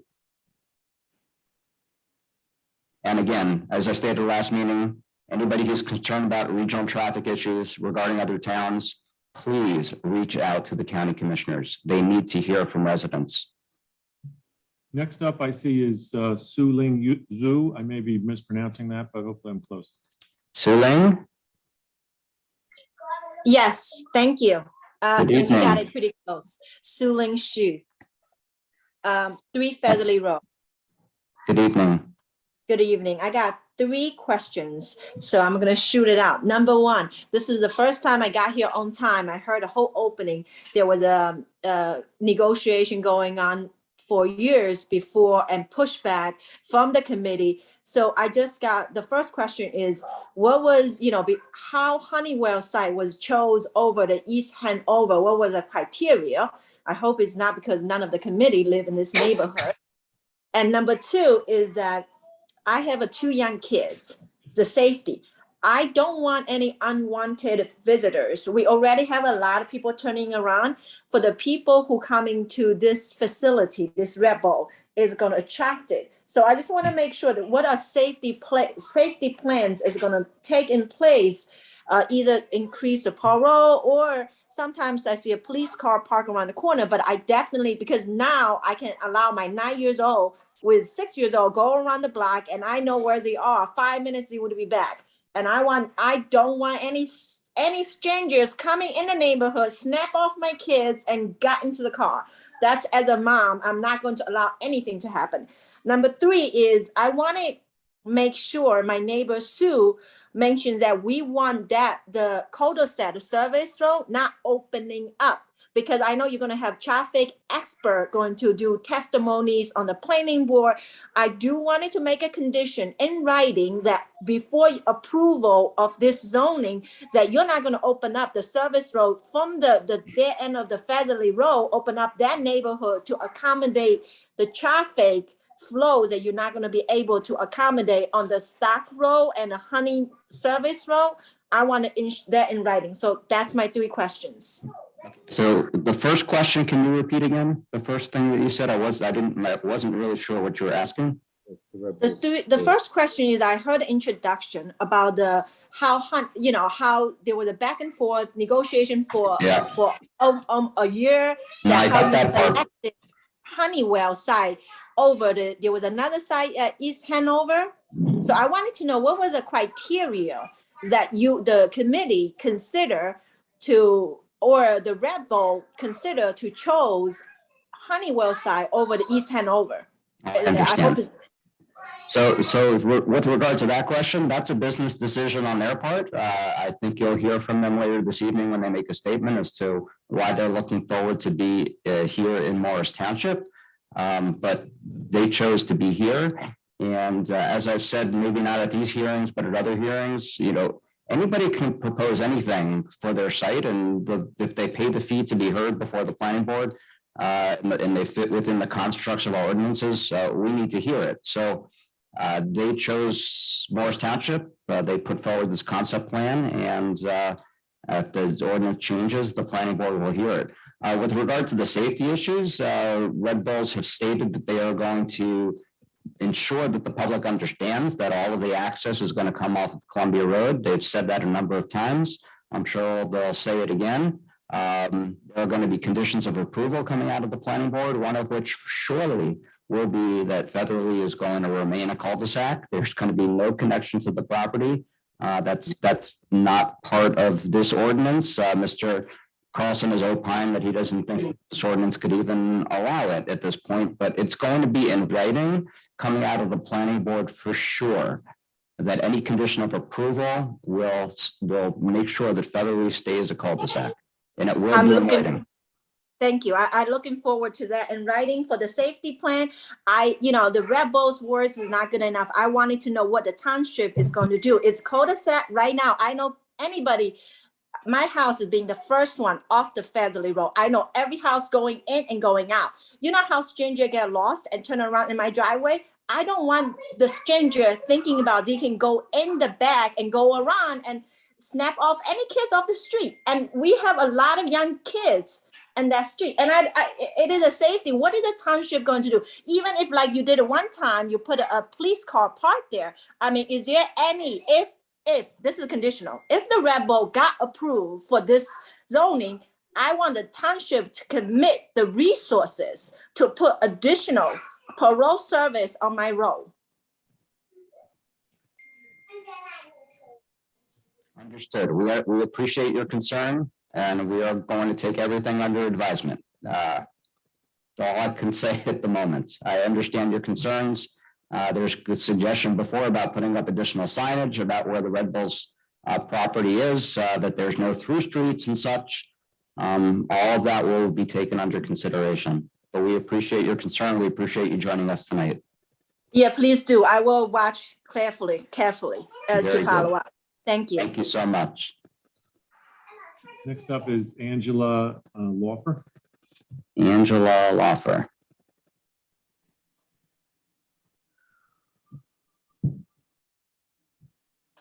Angela, can you unmute yourself? Okay, yes. Hi, can you hear me? I can hear you now. So your name and address for the record, please. Yes, it's 9 Ohika Place. Actually, my husband, because he's not getting recognized on his computer, he's going to speak because I spoke already. How are you? My name is Bill Lawford. Hold on. Let me just turn my other. Yeah, we do hear some echoing, so you might have two devices going at once. Get rid of it right now. Just turn off the computer. Okay. Is that better? That is better. Thank you, sir. Yeah, Bill Lawford. I'm an attorney in Morristown. I live on 9 Ohika Place. My main concern is the access. The primary access says, the ordinance says shall be from Columbia Road via Stockton Drive. It doesn't say maybe, it says shall be. That's part of our present ordinance that I believe you are going to vote on. And if you include that, it's section 7BP, which would be a new addition to the ordinance governing the zoning and that use. The committee is effectively, correct me if I'm wrong, taking jurisdiction of this issue out of the planning board hands. We were led to believe before that don't talk to me about the primary access, that's for the planning board. But if you include that in this ordinance, then that's it. We can talk about other things, but the committee is taking out of the jurisdiction of the hands of the planning board. The planning board theoretically should be in a position to review this issue in connection with a detailed traffic study and sworn testimony of experts. Accordingly, I'm asking this committee and would like to tell me now whether you are in a position to remove that section from the proposed ordinance prior to voting. Do you have any additional questions before I answer? Or is that your only question? Yep, that's pretty much it. That's my main concern. And I believe from the letters that I've seen, a main concern of many, many, many of the residents of Columbia Park. Yes, that is the primary concern that I have heard from the almost 40 residents who have emailed me, that they're concerned about that language via Stockton Drive. As we talked about in the opening and the prior approvals that have already been given by the Township Committee back in 2012 and the Planning Board in 2015 and 16, it is eminently clear that the underlying ordinances state that the main entrance is going to be at what's now called Stockton Drive. It is clear from all the documentation underlying this overlay zone that that is the primary access. So as we stated with the setbacks, in addition to the language related to the entrance, we are just mimicking the ordinance that is in place for this overlay zone. I know that. We would have to also change the underlying ordinance, I believe, if you're talking about changing the language via Stockton Drive. It's just, it is a condition that is existing based on and I said not only prior approvals, but it's a condition of the covenant of the property owners association. So we're not doing anything it's in excess of the condition that already exists. We're just mimicking the underlying ordinance. I know that, but bottom line, when that ordinance was enacted, there was no thought or consideration that we were going to end up with a soccer facility in our backyard. Yes, 7 days a week. It was for an office complex, etc. So theoretically, you should go back and take another look at the ordinance and make it, conducive to and in consideration for the present use, which is a soccer facility. Bottom line is, correct me if I'm wrong then, and I want all of our residents to know this, is that bottom line, you are basically telling us that the primary access shall be Columbia Road via Stockton Drive, and that's the way it's going to be, period. And you have no say to any way change that in any form. So the fact that we're talking about other access roads like the service road, we're just blowing smoke because it doesn't matter. I was led to believe, as most of us were, that the planning board would be in a position to review some of these issues. They talked about a traffic study. They talked about experts' testimony. All that, I assume, is not true. We have been led in a bad direction as far as I'm concerned. Look, I'm an attorney. I'm not a planning board land use guy, but I kind of feel that we've been led in a different way. And I'd like everyone to understand then, and I think, Jeff, what you're telling me is that too bad. That's the way it is. That's the way it's going to be. And the planning board can do nothing about it. So why are we even addressing issues and questions about changing the access road when you're telling us that if you vote on this ordinance, that's it? There's nothing more to talk about but the primary access at Columbia Road. I would just like to add, as we mentioned previously, a traffic study is still going to be required. I think there's a certain amount of traffic that the service road can handle, but based upon the original approval of 900,000 square feet of office space, there was access. You may have seen the plan from last week's meeting. There was parking lot access, multiple points along Prescott Road, and then multiple points. I think there may have been 3 access points on Stockton Drive. And there were significant improvements that were completed to the Stockton, Columbia, Normandy intersection in order to handle, that level of traffic. So it makes sense for that traffic to be directed, to that location because of the improvements that were there. I think there's still going to be, we had someone, and I mentioned this at the last meeting, we had our traffic expert just kind of do a 30,000 foot view of the traffic. And, we do acknowledge that, there is the potential for some more traffic on the weekends, but the office lab use would also generate some traffic on Saturday. They estimated those cars to be more than 200 during the peak. And as I went through the numbers at the last meeting, there was more than 1,000 cars, coming out of the site during the AM peak, coming into the site in the AM peak and going out during the PM peak. And when we look at this particular use, we're talking about a couple hundred cars through the week. And on Saturday, I think we were, Jim, I understand north of 300 cars. I understand all these issues and these conditions, but I'd like you to basically answer my question, if you would please, the committee.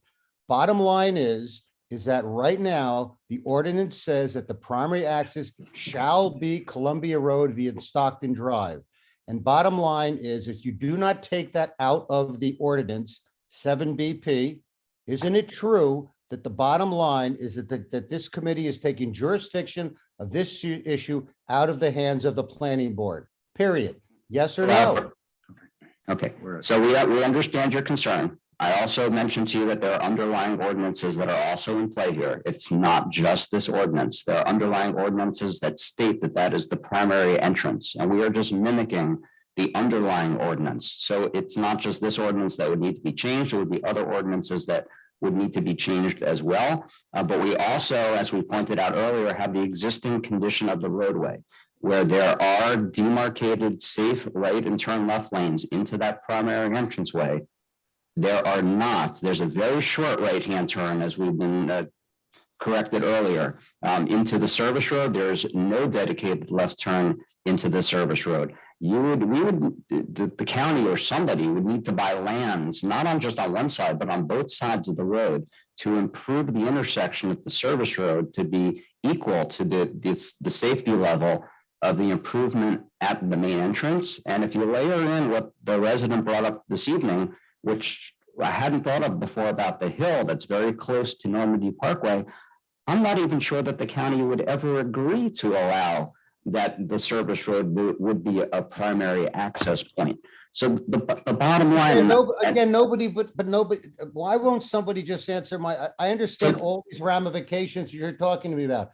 So we are going to address your exact question in our deliberations. Your exact question will be deliberated on by the entire township committee. I can't speak for everybody, and that's going to come out in our deliberations. I promise you, that is the primary issue of residents, and we are going to address it in our individual commentary.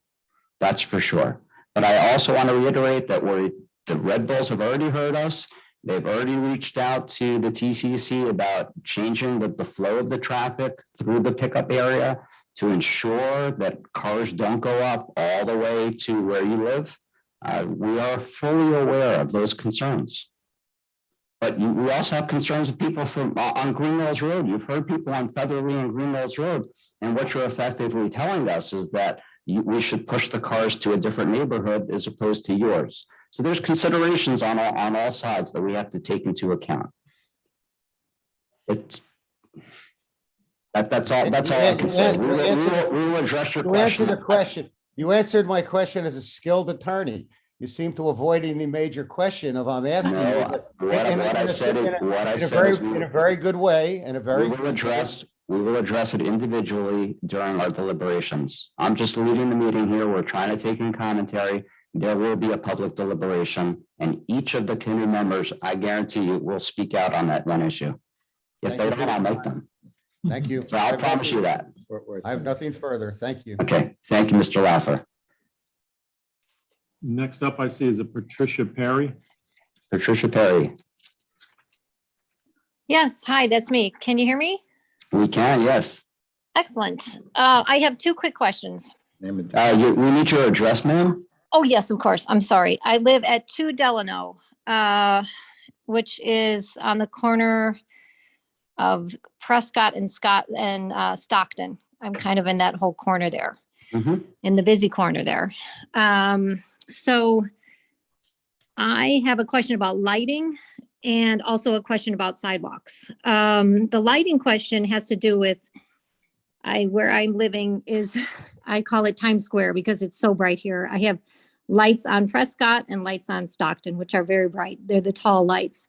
So right now the lighting goes down Stockton all the way just on our side. So these are the street lights, the big street lights. And I'm wondering if the street lights will be put on the other side of the street. Will they be moved? Will they stay where they are? And no further lighting? I don't even know if you probably haven't even gotten to the lighting plan of the street yet, but that's my first question. And the second question has to do with the sidewalks, with the increase in the traffic on Stockton. It's not even that wide of a road. Are there any plans for a sidewalk on Stockton? So those are my two questions. Very good. So let me start with the second one. And that is that this township committee has been very focused on making our town more walkable. So anytime that there's an opportunity for us to put in a sidewalk, we always do it. All the new road reconstructions we do always contain a sidewalk. So walkability is very, very important to us. One other point is that the underlying agreement requires that the walking path that surrounds the property remain. So just be assured that that walking path is going to remain. And in terms of making that sidewalk connection, I know there's that connection that's missing. And that needs to be given some thought for sure, because we don't like people walking in the road. And we need to figure out a safer way for people to circulate throughout the property, given that missing sidewalk link. But I don't think, Jim, I don't think there's room right now to put in a sidewalk. There may be the possibility to put some sidewalk in on the south side of that road. I think there's some options available there. Yeah, so again, that is on our radar. Walkability is extremely important to the governing body, and that will be part of the planning board hearing. Maybe even something you should be bringing up to the property owners association. Maybe they should bring it to the HOA, to bring it to the POA about what can be done. Because again, I remind you that the entire property is private, run by the POA, and those internal improvements, while the Red Bulls, I'm sure, will contribute to them, I think you should begin the discussions right now with the POA internally. And I was going to say the same thing for the lighting. So the lighting that exists, again, you should talk to the HOA or the POA about maybe changing out the light fixtures that have less spillage. I don't know what exists there. Certainly, maybe our engineer could come out and take a look and give some advice to you guys. But what's going to go in on the Red Bull side is again going to be determined at the site plan hearing. But they will take into consideration making sure that there's a minimal spillage to the residents. And I would just add that lighting that was installed as part of the roadway system lighting, and I would not anticipate any additional lighting along the roadways. Yeah, I would think it would be enough exists. lighting. Yeah, it's probably enough lighting for sure. Okay, thank you so much. Thank you for joining us tonight, and thank you for raising those concerns to us. Allison Skyfield. Allison Skyfield. Hi, how are you? Allison Slyfield. Can you hear me? Yes, we can. Go ahead. Your address, please. 1 Wilson Drive, Good evening. in the corner behind the clubhouse. Mm-hmm. So I have a few things I just wanted to address. One was specifically the youth field, the future youth field. Originally, when the plan was for a commercial property, it was not for that location on that side of Stockton. And I know it was brought up at the Weston meeting about eliminating that. The concerns I have is the parking, the comfort station, stadium seating, maybe potentially, picnic tables, anything regarding that side, if that can be taken off the plate. I know we discussed that. Also, there's a lot of beautiful wildlife that flies into that pond that's there. Has that been addressed at all? If there's going to be any kind of construction or disruption to birds that come on a daily basis and use that? I don't know if that's been addressed or not. No, that pond has been designed to offset increases in runoff, and I believe all the construction is completed on that, so there's no additional construction planned for that pond. But how about when you put the future field in and there's lighting and cars and noise and... There's more than 100-foot buffer there. There's no disturbance, proposed in that area adjacent to the pond. So is that still on for consideration, or has that been possibly, eliminated? So again, this is just a concept plan. Is what you see on the screen right now is likely, it's going to change from what's going to be put forward to the planning board. I can't tell you what exactly that will be, but like we talked about earlier, the circulation for the drop-off area is already changing. Right. Things are shifting a little bit. Maybe the dorm will shift to be more internal to accommodate that concern. This is just a concept plan. Well, from my point of view, I would love that to be eliminated when it goes to the next phase, Mhm. because, it wasn't originally zoned for commercial when it was, proposed as a site. Everything above Stockton to the, I guess that would be the south of it, was commercially zoned, and that area was never to be developed. So I would really like that to be highly considered to be eliminated, because it will affect, the beauty of the whole rolling lawn and lighting and everything else. It would change the whole beauty of the development. Secondly, I want to talk about the lighting as well. I know that I had read that somewhere that the facility would be open from 7 a.m. to 10 p.m. 10 p.m. is not going to be a hard cutoff for when the lighting goes off. Obviously, there's people who are still in transit and whatnot. Will there be something proposed that there's a hard cutoff as to when the lighting would go off? Because the hard cutoff is 10 p.m. They need to start getting off the fields earlier than 10 p.m. to accommodate the 10 p.m. cutoff. That will be a hard stop. And would there be any negotiations to reduce that time from 10 p.m. to 9 p.m.? Could it be considered? Negotiations of the planning board. I have a feeling that the lights on every field aren't going to be on every night. So at the site plan here, you're going to hear from the Red Bulls about what fields are going to be used at what time of day, which will determine what the lighting plan is going to be and what hours the lighting is going to be needed. But we need to hear those details from the Red Bulls. Right, I understand. And where I lived previously, there was a baseball field, like a little rec baseball field that was maybe, 2 miles away, if that. You could see the lights as if there was a comet in the middle of the night until they turned that off at 10 p.m. So that was only one rec field. So that's why I bring it up. And then my last thing was the noise control. And I know that in reviewing the plan, the Red Bulls is a professional facility, with 4 pro fields. However, there's 2 academy fields, a competitive field, as well as a future youth field. So it's not just professional athletes that are going to be drawn here. It's the tournaments on the weekends. And I believe from that Weston meeting, they said that there'd be a 75-mile radius of people who would be attending the tournaments. Fairfield, Connecticut is 75 miles away. So we're having people now coming for the weekends for tournaments. That would be something to consider as well. The fact that it's not just a Red Bull professional facility, but now it's drawing the youth program as well, and a whole different type of weekend activity. So that was really all I wanted to ask. Very good. So with regard to your last comment about tournaments, I have not heard that there's going to be any kind of tournaments there. Jim, have you heard anything? I'm not familiar with particulars. Yeah. So again, that would come up at site plan, but that's not, and perhaps the Red Bulls will speak to that. I believe that they did address it at the previous meeting. I'm sorry. And that's why there's only 4 pro fields, and then the other 2 are academy fields and competitive fields. And those academy fields are part of a sports academy, which would be a tournament facility.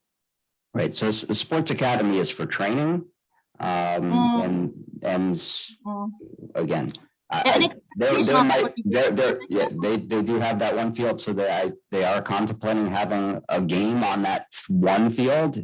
I don't believe that the entire complex is going to be used for any tournaments, but we will ask the Red Bulls to address that when they comment later on tonight.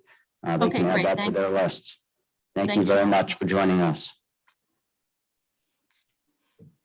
Next up, Mayor, can I say one thing while we're getting the next person booted up? Sure. There are currently 108 attendees on our meeting. So I know residents have expressed to me that they're interested in knowing that. Very good. Thank you. Who's next up? Fantilek is the next name I see up. Fantilek.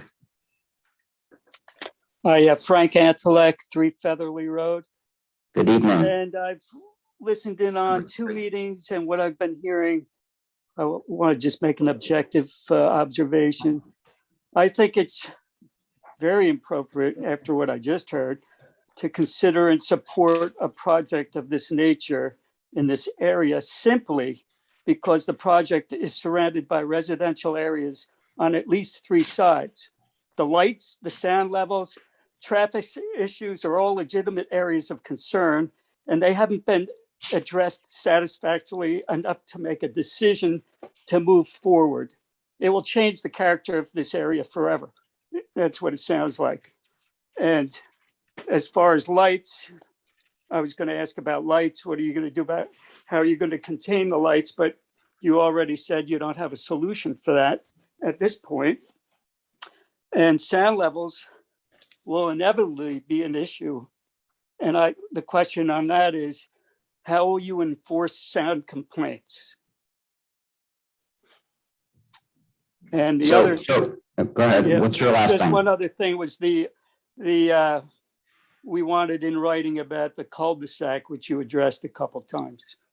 Yes, But my question was, how will you enforce the sound complaints and the lights, the 250 setback, 250-foot setback is really nothing, you know, because light travels at the speed of 186,000 miles per hour.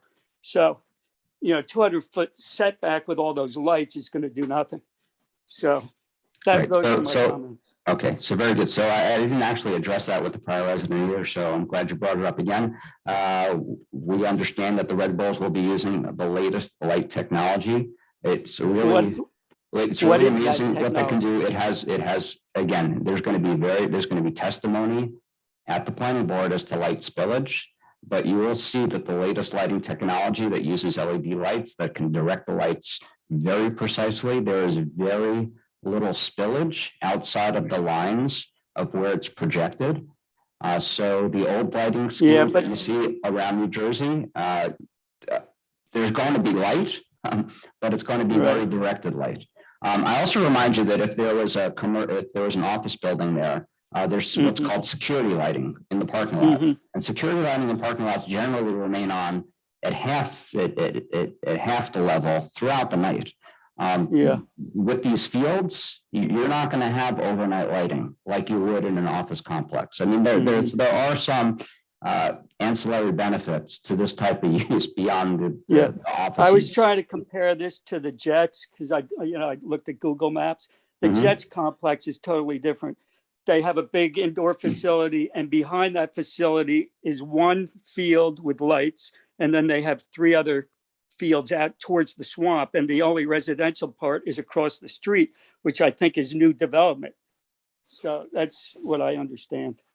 You know, I was trying to compare. This seems a lot more involved than the Jets facility, just from my observation.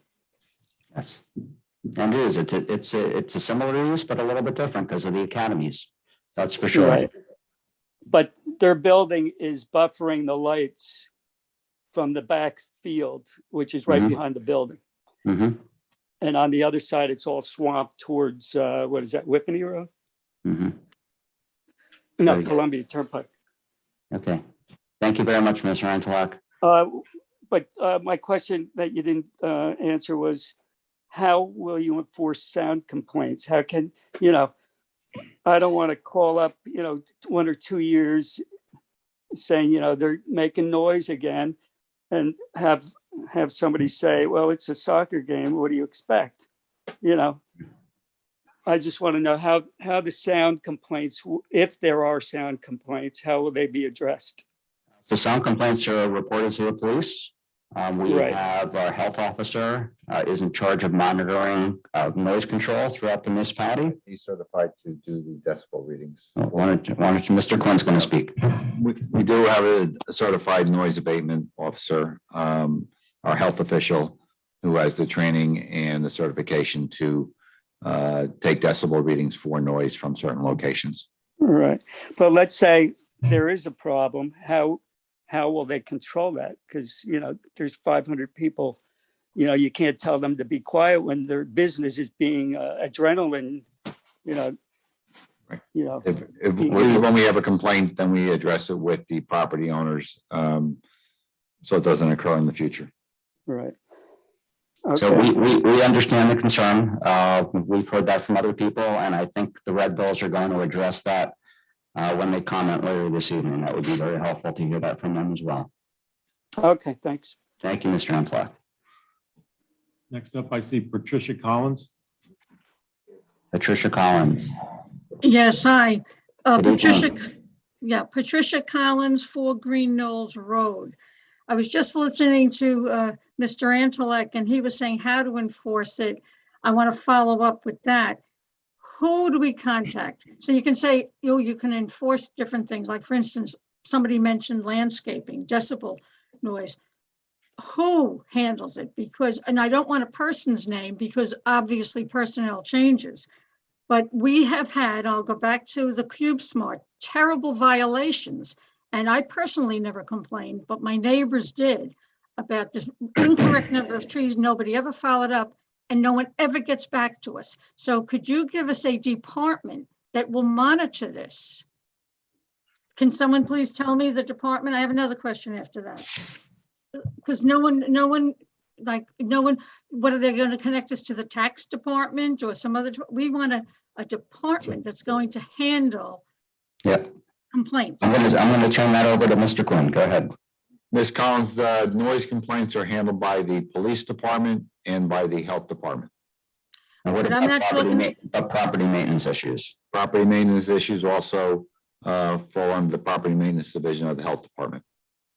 Well, what about like someone who did not come through, like this guy from the CubeSmart? He didn't do half the things he was supposed to do when he built that, and people complained. Who do we contact? I just want one department. That stuff goes through my department, the engineering department, and I'm not, to my knowledge, everything was done in accordance with the approval on that. But if you mentioned you haven't complained, but your neighbors have complained, if you have some complaints, let me know what they are, and we'll look into those. I will certainly, and thank you very much. I appreciate that. I have one more question regarding the zoning, and I'd like to follow up with Mr. Tangle. He brought up a very good point about that CubeSmart. That was incorrect zoning. We looked at the maps. It's an RA 35, just like the rest of us. Now, another neighbor last week said, well, how does that zoning get changed? And they said, oh, the master plan, like that's reviewed every 10 years. Well, we don't want to wait 10 years because number one, how do we know that this guy who put in the CubeSmart isn't going to apply and put a roller coaster or something in there and pull the OL 40 card? It's wrong. And number one, and I noticed nobody answered Mr. Tangle. It was dead silence when Mr. Tangle brought that up.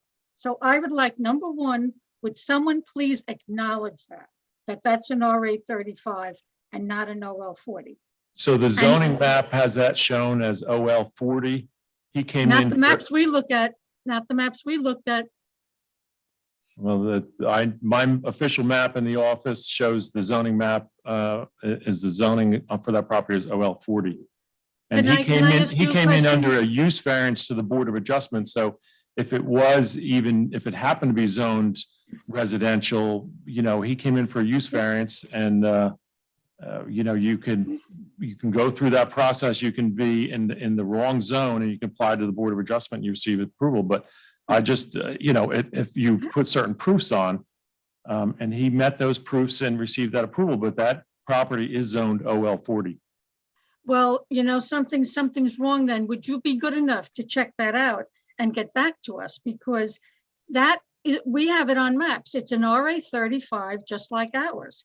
And I'd be happy to take a look at that with you when you let me know other issues that are open on the site. Absolutely. So when you reach out to me, we'll look at it together. Okay, and with some of our neighbors, we would appreciate that very much. Thank you so much. Thanks. You're welcome. Next. Looks like Chris and Steph Ganapopoulos. Chris and Steph? Ganapopoulos. I'm butchering your last name. Sorry about that. Yanakopoulos? Yes. Hello. Hi. This is Steph Janakopoulos. I live on 18 Featherly Road. So the house on the cul-de-sac right next to where this will be built. I think my neighbors and everyone else in the call have brought up great concerns about traffic. And my concern is just wanted to reiterate about the noise and the lights. I have a toddler, who's 2 years old, obviously early bedtime, 7 p.m. And so is there anything we can do from a town perspective, or I know Red Bull is also on the call from a Red Bull perspective about how late the games are being played, especially on weeknights, but also on weekends, for that noise disrupting kind of our children's sleep schedules. So that's actually an excellent point. So we've talked about practices, but we haven't talked about game times. I assume that the Red Bulls are on the call and will address that. But you make an excellent point that if there are games and that there, that looks like from the proposal that there will be scrimmages there, it'd be good to hear what time the scrimmages would end. I mean, I know from youth soccer that my son participates in, which is not at this level, a level down from this. They're kids and they have homework and they have to go to bed. So nothing really occurs too late because they understand that they're kids that have other things to do. But you bring up a good point, and I look forward to hearing from the Red Bulls about that. And again, you have our assurance that we will do everything to make sure that the Featherly stays a cul-de-sac. Thank you. Once again. Yeah, I appreciate that. And I think what we can do with the trees to kind of continue that buffering will also help as well with the noise. So you should expect that the buffering will improve. It won't stay as is. They're going to invest in the buffering for sure, and make sure that all the surrounding neighbors are happy.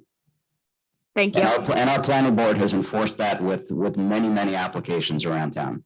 It's always a chief concern of residents, and they're very strong with requiring proper buffering.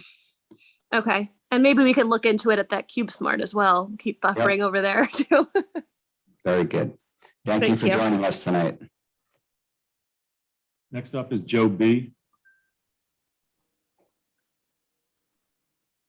It's Joe Baumann. I don't know if I'm allowed to speak again. I'm waiting to get to the end. Yes, go. That's okay. You're on the line, so go ahead. All right. Thanks, Mayor. So I just wanted to respond to Paul's comments about the letter and sort of remind, I think you understand this, but so the zoning ordinance, right, is going to be the constraints within which the planning board can grant relief or make changes. So sort of kicking everything to the planning board, as has been most of the responses to the questions. It ignores the issue, which is there are constraints put into the zoning ordinance that the planning board is going to have to comply with. By way of example, even though the Red Bulls don't plan to have a two-story building, they could. And the planning board couldn't stop them unless we changed the height restriction to 2 stories and 30 feet. The planning board may think it's a good idea to push the project further from the residential area, closer to the park, but it can't because the suggested changes we gave you, you have not embraced, and therefore we leave a significant portion of the property undeveloped to the benefit of cars, as opposed to the benefit of moving the property away from residential towards the street.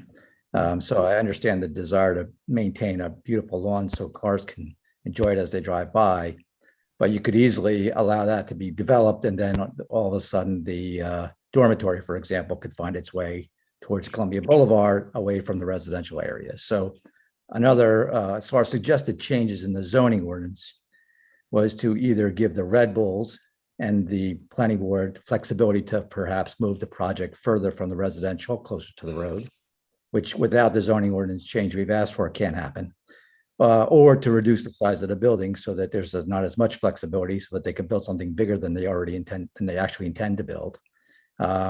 Or again, in the case of suggesting that we replace the zoning with the recreational use, the concern that now if they change their mind or the sale doesn't go through, they wouldn't be able to market the property for commercial. But of course, that ordinance could then be changed again. And a lot of this is sort of a lot of the comments from you, Mayor, and the council is this is how we've studied it for the last 12 years. I think the comment was in 2012, 8 years ago, we thought this would really be a nice place for a big lawn at the front of Columbia Boulevard. So now we don't think we could change it today. Or perhaps the ordinances contemplate Stockton as the main access point. And so now we can't change it, but that's not really accurate, right? You have the opportunity now to change the zoning through this ordinance and make the changes that either we suggested in our comment letter. And then really it's just designed to, in some cases, give the planning board and the Red Bulls more flexibility again, perhaps they'll at the meeting conclude that, yeah, the residents are correct. We don't need the dormitory up here. We can move it down closer to Columbia Park. Oh, we can't because the zoning ordinance doesn't allow us that. We're trying to fix those things now. So pushing us to the planning board, I understand there will be a lot to be done there, but if we don't give the planning board either flexibility to do things like move the project away from the residential community or constraints like increased buffers that drive it away from the residential, they really don't have the ability to do those things.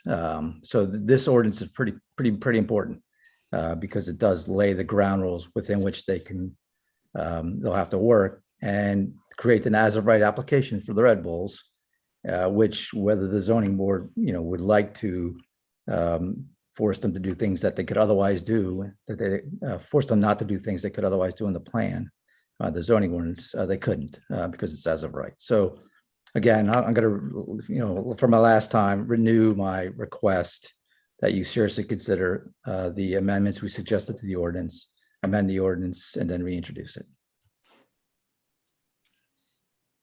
Thank you, Mr. Baumann. And I will just one more time go back to my initial comment and something I reiterated earlier. This was not square one. This was like square 7 where we originally started from. And although you think that this is the starting point from where we should negotiate the setbacks and such, we've been, I should say the TCC has been working with the Red Bulls to ensure that we have appropriate setbacks in a project that we could bring forward to the community. So there's been a lot of work behind the scenes to improve the setbacks from what was originally planned. And Mr. Slate showed you a schematic last meeting when there was that office proposal with the structured parking deck right on the edge of Stockton Drive. Yeah, but Mayor, I'm not suggesting you're not at square 7. I'm just asking you to get to square 8. Right? Mm-hmm.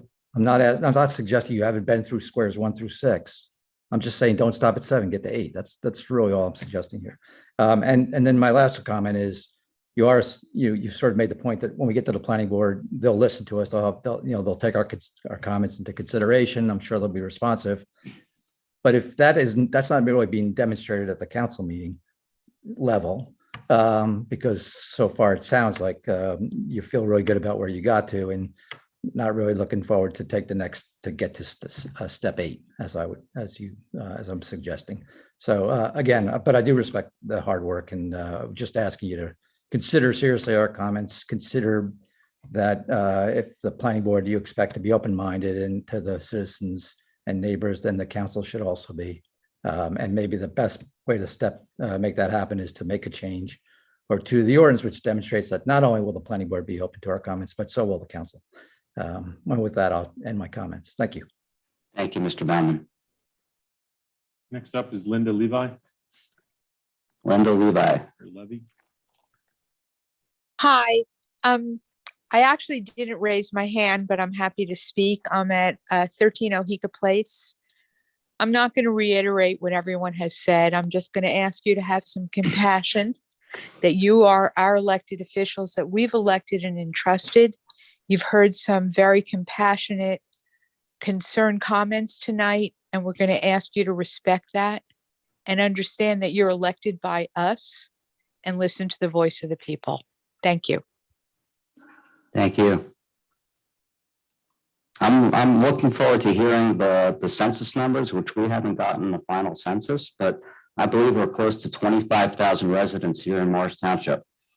So there are a lot of residents that we need to answer to. But we appreciate your comments. Thank you. Next up is Simon Wong.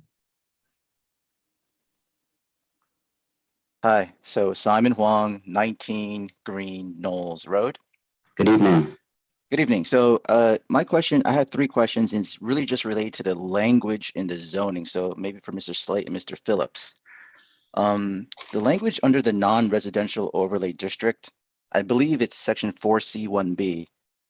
It has language that says a single indoor athletic field. And I was just wondering, is this because the Red Bulls plan is for a single indoor athletic field, or in the township committees just following along with their plan? or does the committee feel that the maximum allowed single athletic field should only be for one because of the benefit of the community? The second question I have is related to section 7BL regarding outdoor lighting structures and fixtures. It says that you can't have that located within 200 feet of a residential overlay district boundary. So I was wondering why that language was specific only to that overlay district boundary and not to all adjacent residential areas, which is similar to the language that we have in the landscaping section 7BK. And then the last question was related to 7BM, which is fencing. In particular to the security fencing, is it defined anywhere regarding the setback? So basically, how far away from a property boundary would a security fence be allowed to be placed? Thank you very much. I defer to Paul on that. Mr. Phillips, can you start answering and we'll weigh in? Sure. The last question, the security fencing is something that, again, we provided through framework in the ordinance, but the specifics with regard to that would be addressed during the site plan stage. There was a comment. The other comment was on the lighting, but what was the first comment again? Mr. That was on the single indoor athletic field, the language about the single indoor.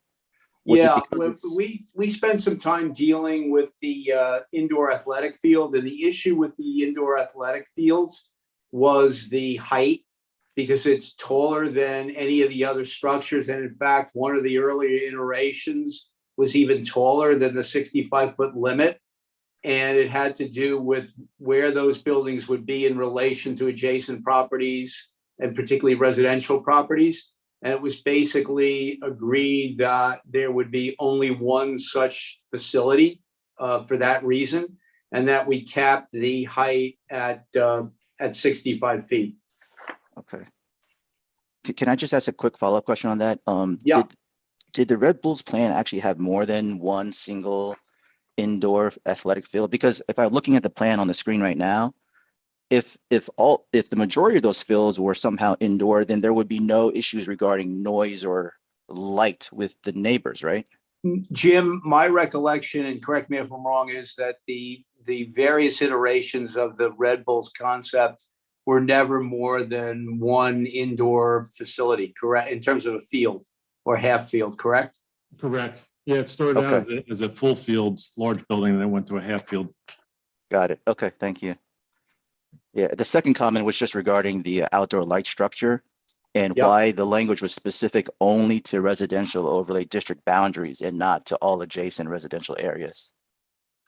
Yeah, we kind of, if you look at the plans and where the lighting is proposed, relative to the, and there's a minimum, I think, track setback of 175 feet, that the issue in terms of affording protection, we thought in terms of the zoning, with regard to where those lights would be and where the greatest impact would be, given the fact that there is a lot of existing mature vegetation to the adjacent areas beyond the track boundaries, we felt that safeguard was best applied to the two overlay districts that are within the track boundary. That was sort of the rationale for that.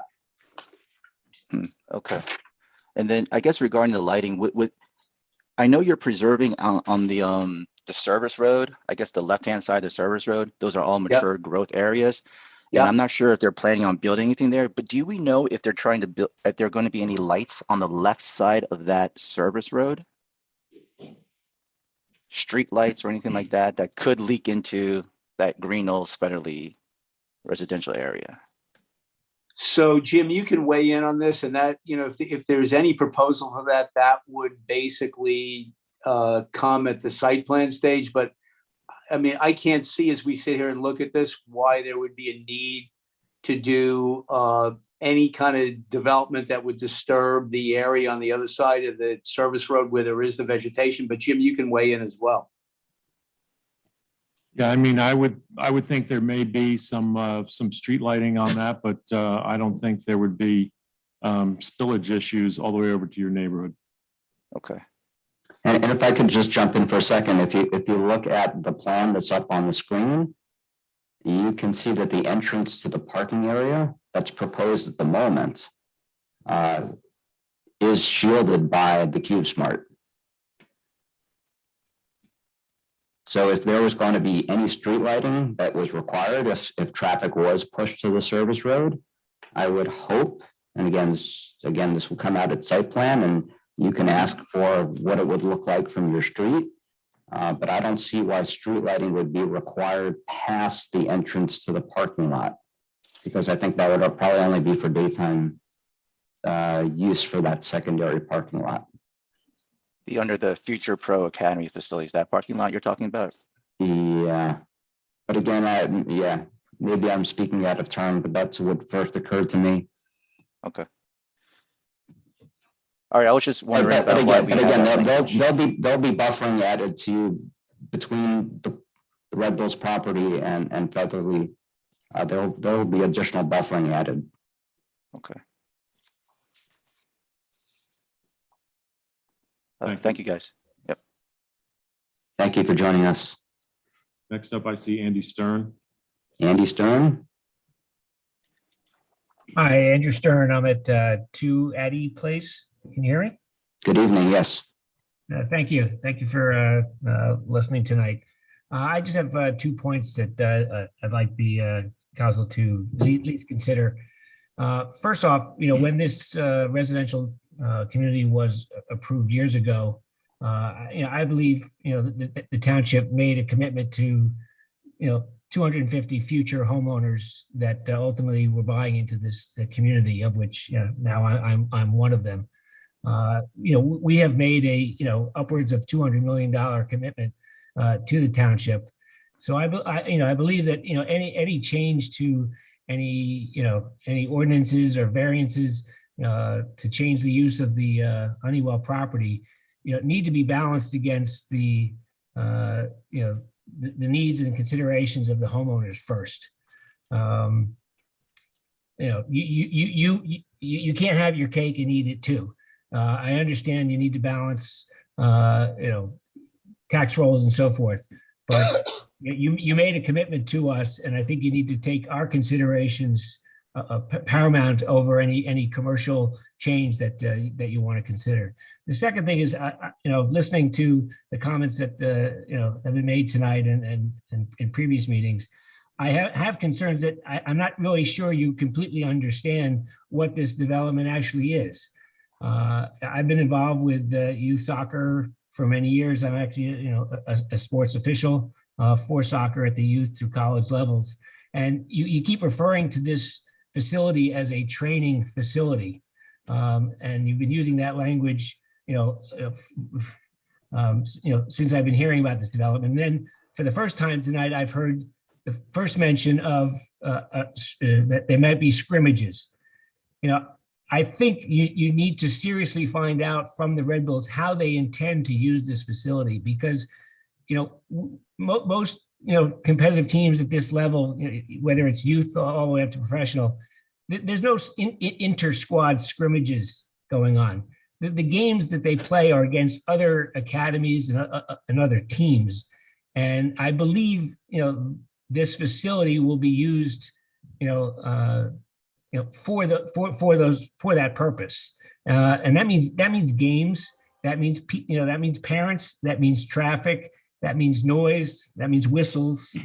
And so I really seriously would like you guys to research this a little bit more before you make some ordinance and variance decisions to fully understand how the Red Bulls intend to use this facility.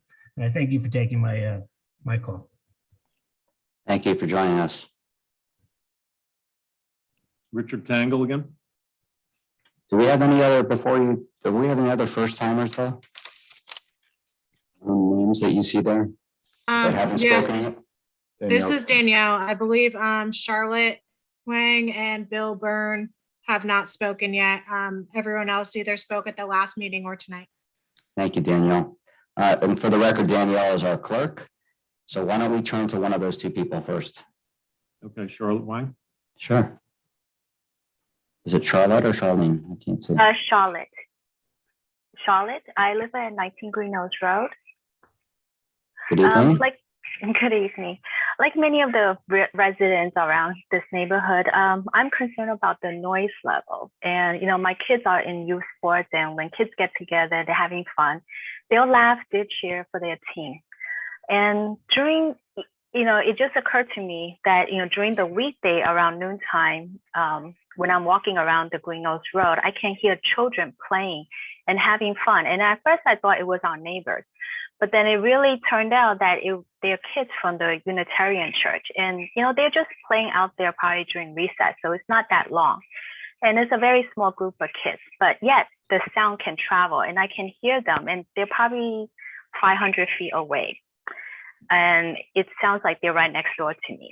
So you know, we got maybe 5 kids of the neighborhood, and we did like a little simple short test, a quick test. There are 5 kids, 2 adults with whistles, and they're on the Honeywell service road around, let me see where it is, around where the Future Pro Academy facility, probably around that area. And they're just doing cheering, and then we're standing around the cul-de-sac, Featherly and Greenhouse Road. And we have an app for the decibel. Even though the sound doesn't reach 80 decibel, which is probably the tip of where it would be the bad part of, you know, we could probably call the police to come in. It doesn't reach to that point, but it is loud enough that if it's on continuous on the weekend, throughout, you know, the whole day, or even in the afternoon when we're coming home from work after a long day of work, it's definitely going to be like a nuisance. So I just want to, you know, kind of ask, okay, if Red Bull is going to have their facility run up to 10 p.m. in the evening, and the kids, they're probably going to be playing at the academy field, which is very close to the cul-de-sac. If they're cheering, you know, 6 o'clock, 7 o'clock, 8 o'clock, 9 o'clock, that's like very close to the time when my kids are going to bed. We are probably going to be hearing it, and plus with the lighting. So those are my concerns. Okay. We note those concerns. As you said, other residents have stated those concerns too. So we thank you for joining us tonight, and we'll take that under consideration. So Mr. Byrne now? Yes, Bill Byrne. Bill Byrne? Hi. Good evening. Your name and address for the record, please. Yeah, it's Bill Byrne, 38 Fillmore Drive. First of all, thank you for taking the time, last meeting, this meeting, to listen to all of us and our concerns, and hopefully take them to heart. Look, when we bought here, everybody I think who bought in this community, which is a very nice community, knew that at some point something was going to get built on the top of the hill. We also realized that you can't make it invisible, but there are certain things that can be done to mitigate the impact on our community. The ordinance that we, the board, proposed, the changes to the ordinance that we proposed, I think are critical. I think your justification for kind of not favoring the changes we would like to make, it's what you seem to be saying to us is, look, you guys are really lucky because you could have had an office building here right on Stockton and a couple of thousand cars, and look, you're only getting a soccer field. Well, you know, Vision has been trying to market that property for years unsuccessfully as office. We all know what the office market is like in Morris County. You might not be able to market 900,000 square feet of office space in our lifetime. So we talk about being on step 7. In my opinion, we're on step 1. We have an opportunity to change this ordinance to minimize the impact on our residents. I'm on Fillmore. I don't even see it from Fillmore. So it doesn't have the same impact on me and my wife. that it has on people who abut it. And I think if we can, we don't have to build it 10 feet off of Columbia Turnpike, but if we can change some of those setbacks to allow some of these fields and some of this lighting to be further away from our residents, it would be much less impactful on them. So I do encourage you to consider the changes we have suggested to this ordinance to help us to try and move this facility further away. One other suggestion, if I may. It seems like the Stockton Inn, the Stockton entrance, may well be non-negotiable based on this ordinance. We would at least, at the very minimum, like to see Stockton Inn and the service road out. To have two-way traffic in and out of this facility on Stockton could be kind of onerous. So if the ordinance is unchangeable as to Stockton, and look, I know that the Red Bulls are going to own 61% of Stockton as part of the POA, but at a very minimum, we would like to see Stockton as a one-way in to Stock. I'm sorry. Let me better explain that. Stockton is two ways, but the Red Bulls entrance off of Stockton should be one way in, and they can use the service road to exit. So are you saying residents can't use Stockton to exit?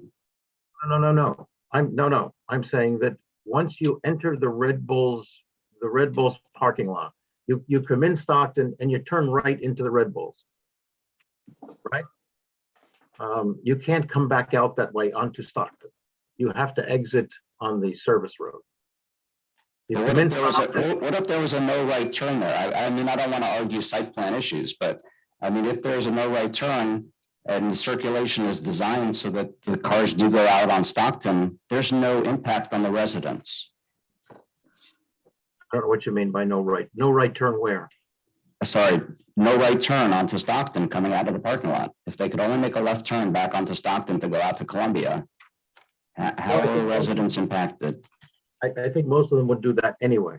It would just be, I think, cleaner if they came in Stockton, turned right into their facility, and that road leading into the facility is one way, and exit out the service road onto Columbia Turnpike.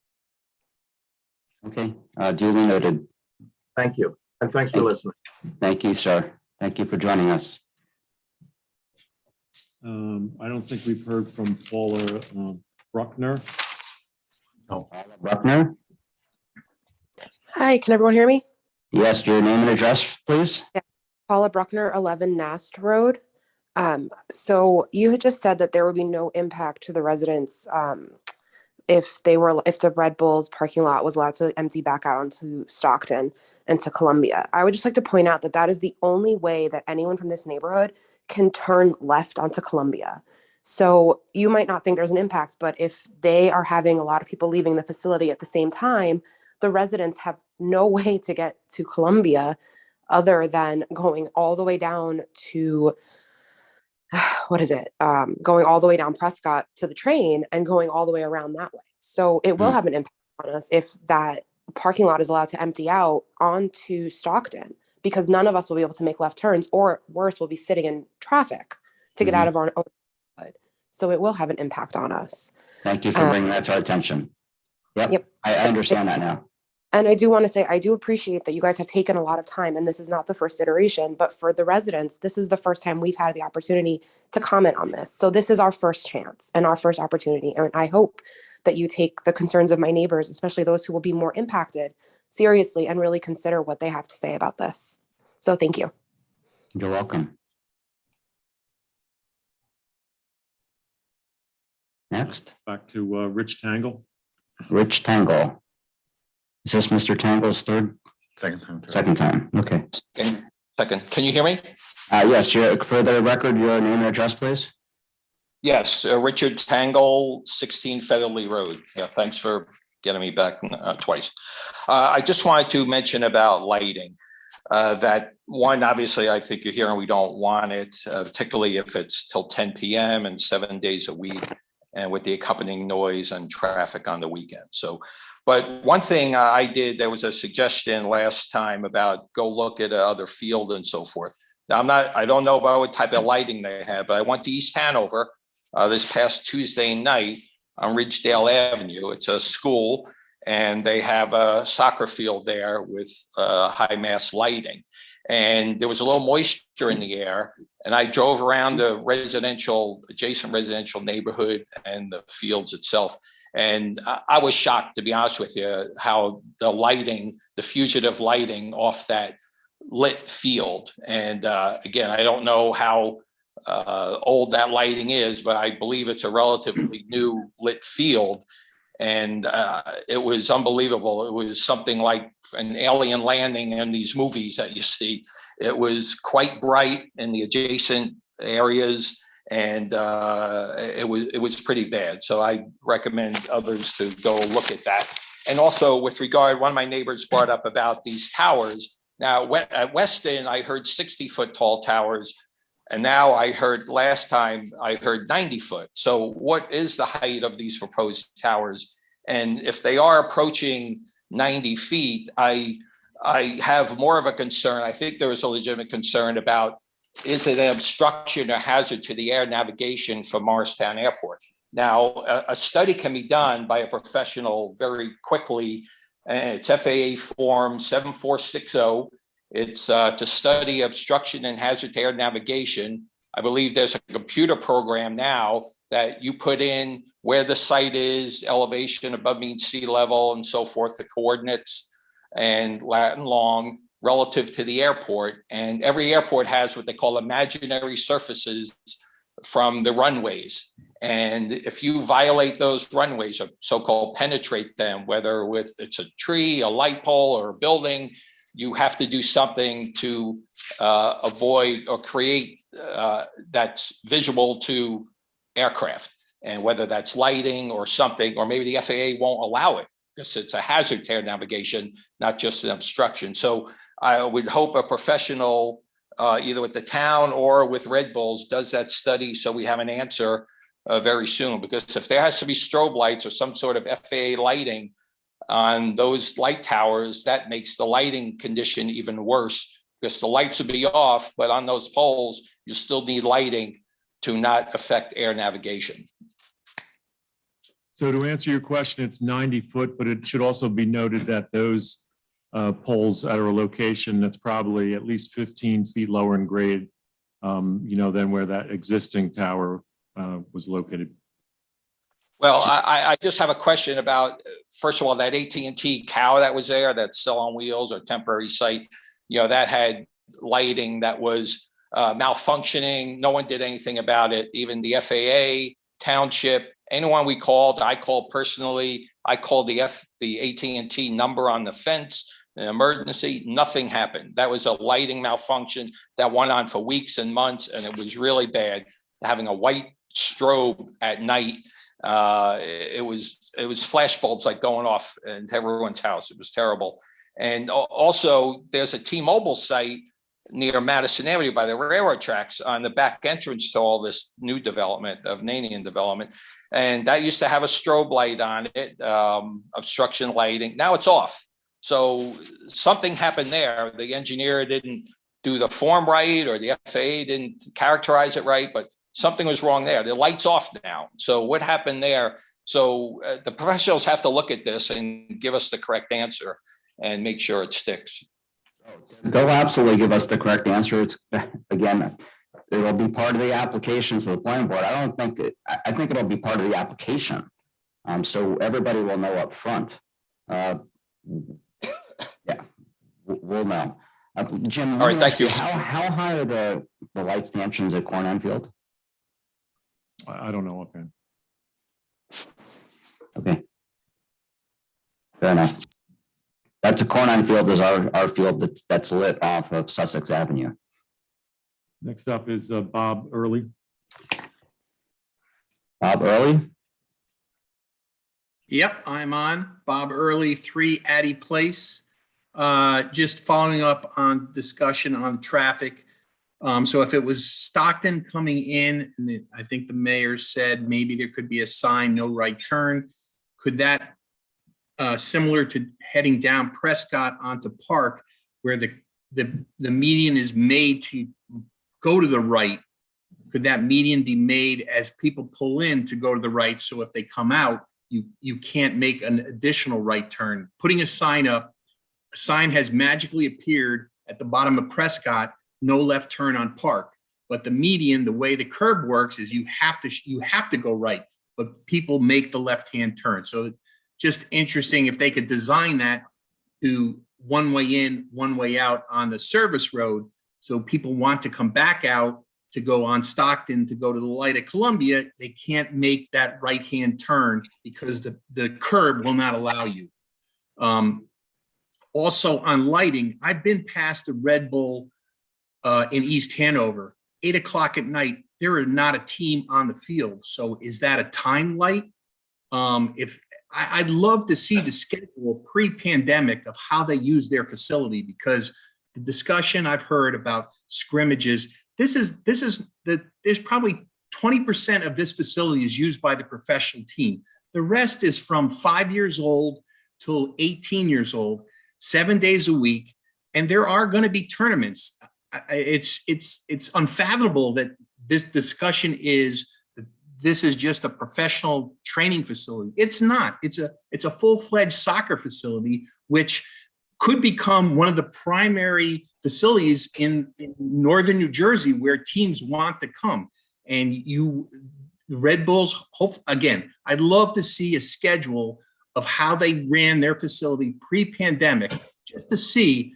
I know they have travel teams, but what happens, from start to finish? And this is not a seasonal. This is a 10-month schedule for these teams.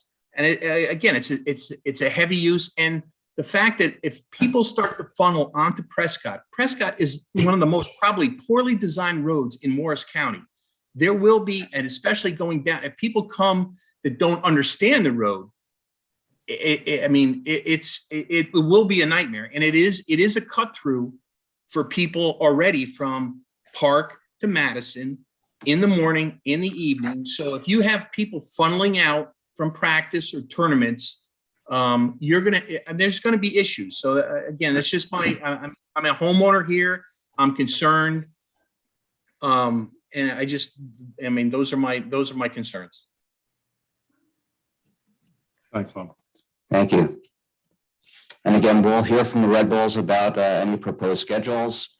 In terms of the inner roadway, again, I remind everybody, it's the Property Owners Association roadway. If you think it needs to be widened or improved or speed bumps, any of those such things, I bring it to the attention of them now. Don't just wait for this planning board hearing to go through. Start those discussions now. Okay, who's next on the list? And DeSalvo. And DeSalvo. Just lowered her hand. She lowered her hand. Still there. And DeSalvo. Number 2. And DeSalvo. Yeah, hi, this is Rich DeSalvo at 4 Delano, and I guess better half sometimes. I'm reaching out, and first of all, thank you for the time. And I just want to make just a comment or a thought, and I'm going to call it priority over preferences. And I think I'm coming into this saying, what is one of the most important things as we try to integrate this into our community? And I'm going to call it safety. Right, safety of ourselves, safety of others, right? Always, how may I serve mentalities, how I kind of approach this quick conversation I'm sharing with you. And one of the things that I concern is I live here and I enjoy it as I'm up here in the town, and just simply the ability to walk the community. At times, sadly today, because of all the speeders, I cannot share with you the near misses, just simply taking a walk of the speeders and the other things that are happening. And we've been told, quote, speed bumps don't work. I don't know how. There must be ways to just slow people down. Sadly, people, choose to speed, and we the narrow streets at 21 feet at Prescott has been an issue for us. And I just ask that we take the time, and as this is now integrating these two communities together, the volume of the cars that are going to be coming, The ability to even just go for a walk in your community, and as people enjoy and walk their dogs, and the camaraderie we've created is going to be hindered and encumbered on this. So I'm not saying the red bill shouldn't be here. I think the idea of having it's a great idea, but I think rushing to get this ordinance done and to get this street, I think the longer vision is going to create a bigger problem even for this community and literally the safety of your own townspeople here. Because already it's a problem. So those are my comments. Thank you. Thanks, Rich. Thank you. Who's new there? No one. Brian Morgan. Brian Morgan. Number 2. Hi, can you hear me? Yes, we can. Good evening. Your name and address? Thank you, Mr. Mayor. Brian Morgan, 24 Green Knolls. Thank you for the time and for taking time with me to everybody. Again, a lot of folks from our neighborhood actually spoke up tonight, so I don't want to duplicate what they're saying, but a lot of good stuff, a lot of points they brought up. I want to focus specifically on noise. Again, as far as I took a look at that noise ordinance, and I recognize that this new overlay zone did not mention anything about noise. It did talk about the light poles and everything else, but nothing about sound. So I took a look at the noise ordinance that was chapter 345. And the main focus, it says, okay, nothing over 80 decibel. And again, I'm not sure if we have the expertise here. The reason why I feel like it's relevant is simply because I want to make sure you're not going ahead and approving a facility that will automatically break what is our ordinance. So effectively saying, what is a standard noise level expected from a soccer field? And I recognize that there's that field up in Parsippany, but also in the parking lot there, the parking lot is set down, it's lower. And so that noise test that Charlotte Wang mentioned earlier was a really good test. I felt like with just a couple kids and a whistle in the wintertime when the trees are down, when the leaves are down, that noise echoes very, very loudly, very far. And if that's happening 12, 14 hours a day, especially past 8, 9 o'clock, that's certainly gets to the nuisance area for some of us neighbors. So that's where there's some sensitivity.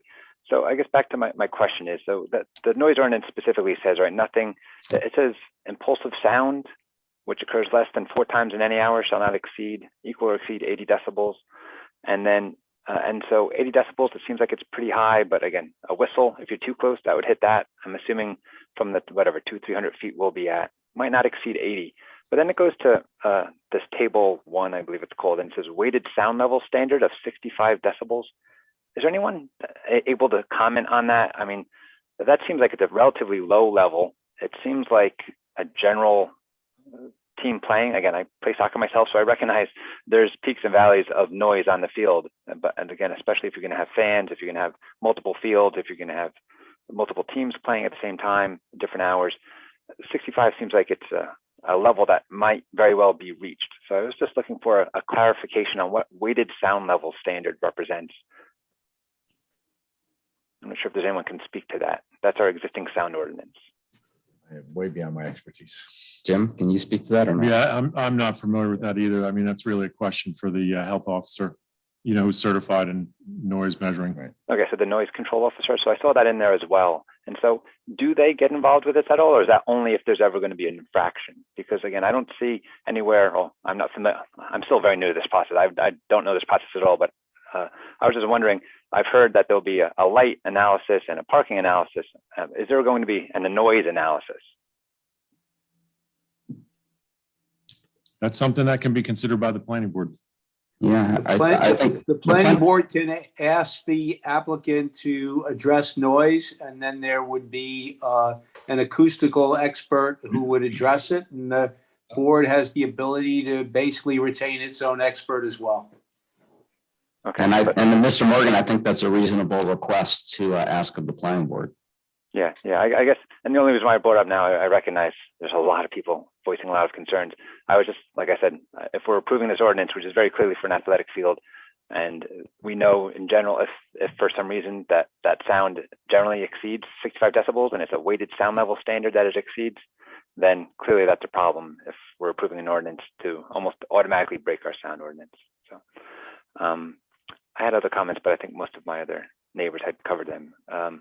Actually, I'm sorry. One final note is, actually, never mind. You know what? It's late. I'll save that for another day. Thank you very much for your time.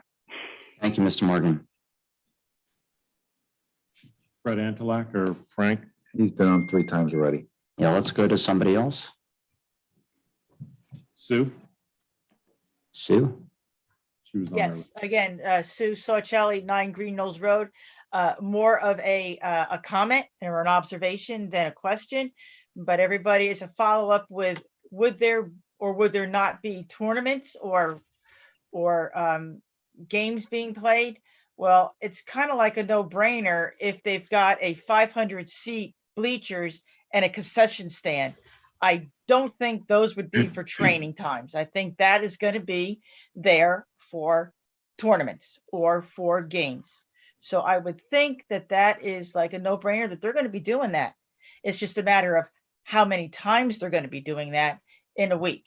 That's all. Thank you very much. Thank you. Good point. Margie Feinberg. Margie Feinberg. Hi, Margie Feinberg, 9 Delano Court. Good evening. I just want to make an observation.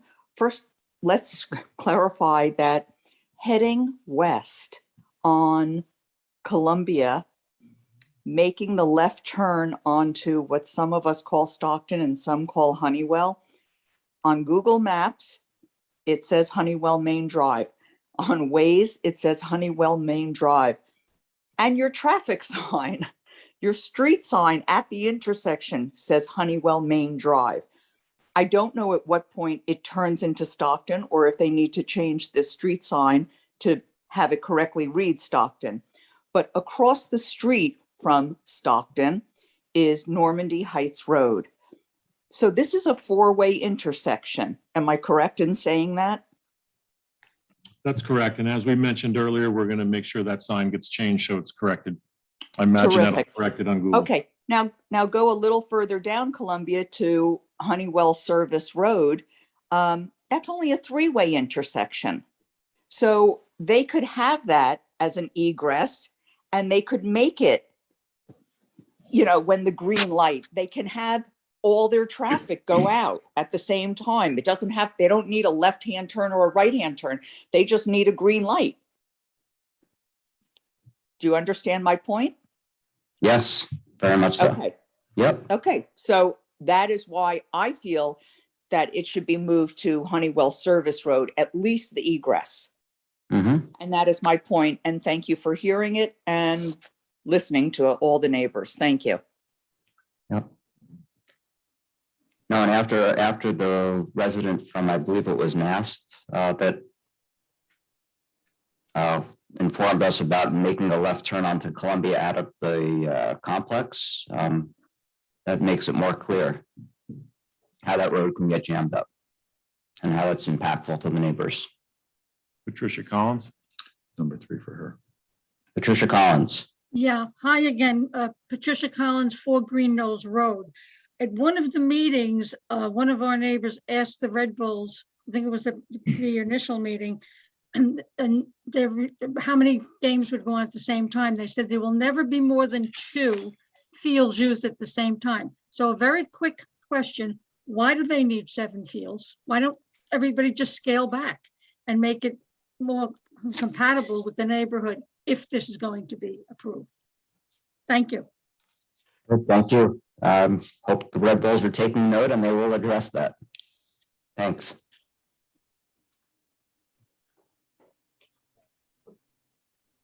Who's next? Bob Early. Bob Early. Yeah, just a quick question, which I forgot. Is there any environmental remediation on the property up there? I believe there are some issues that need to be addressed on the site, yes. Thank you.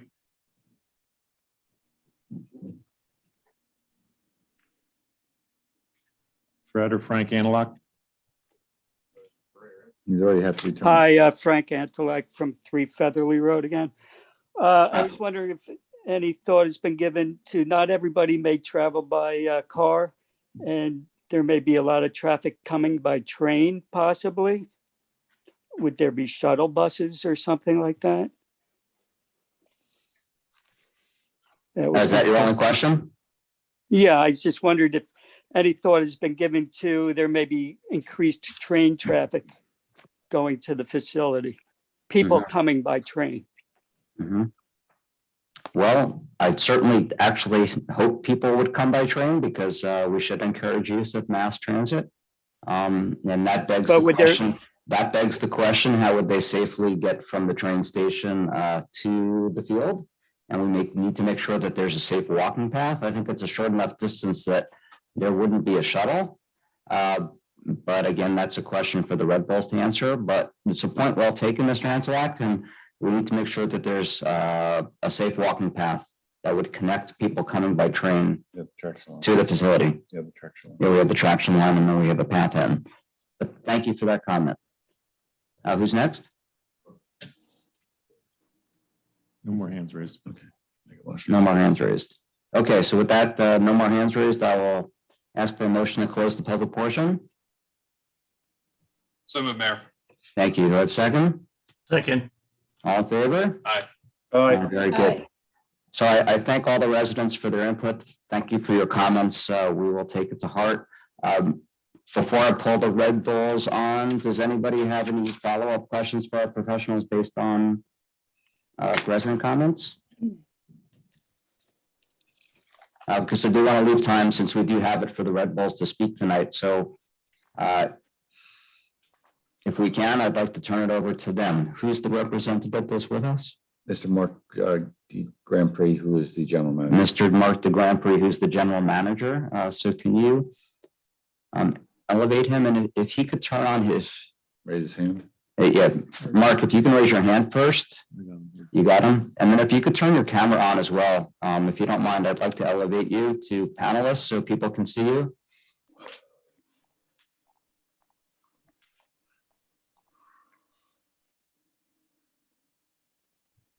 Has he been elevated? He's coming over.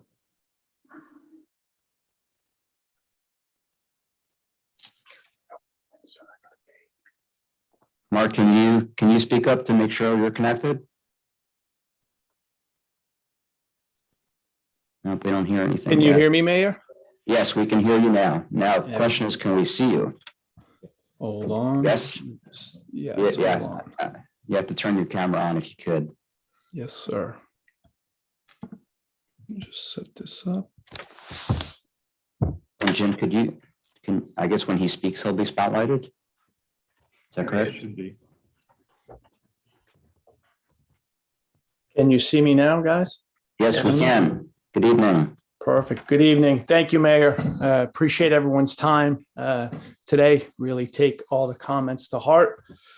Good evening, folks. For those of you who have not met me when we all were together on November 17th, I am Mark de Grand Prix, the president of the club. I oversee the organization, the operations of the arena, the academy, and our current training facility.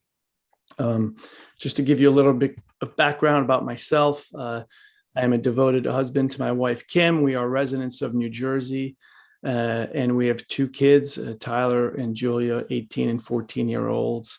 And I can tell you that at our club, family is always first. And obviously, my second priority, as you can understand, is this club and the communities we work in. On behalf of the entire organization, I want to thank you for the time you are taking to hear about our plans and the comments you're sharing and the feedback you're all giving us. We are excited about this training complex. It is where our first team will train in a very private setting with as minimal distractions as possible.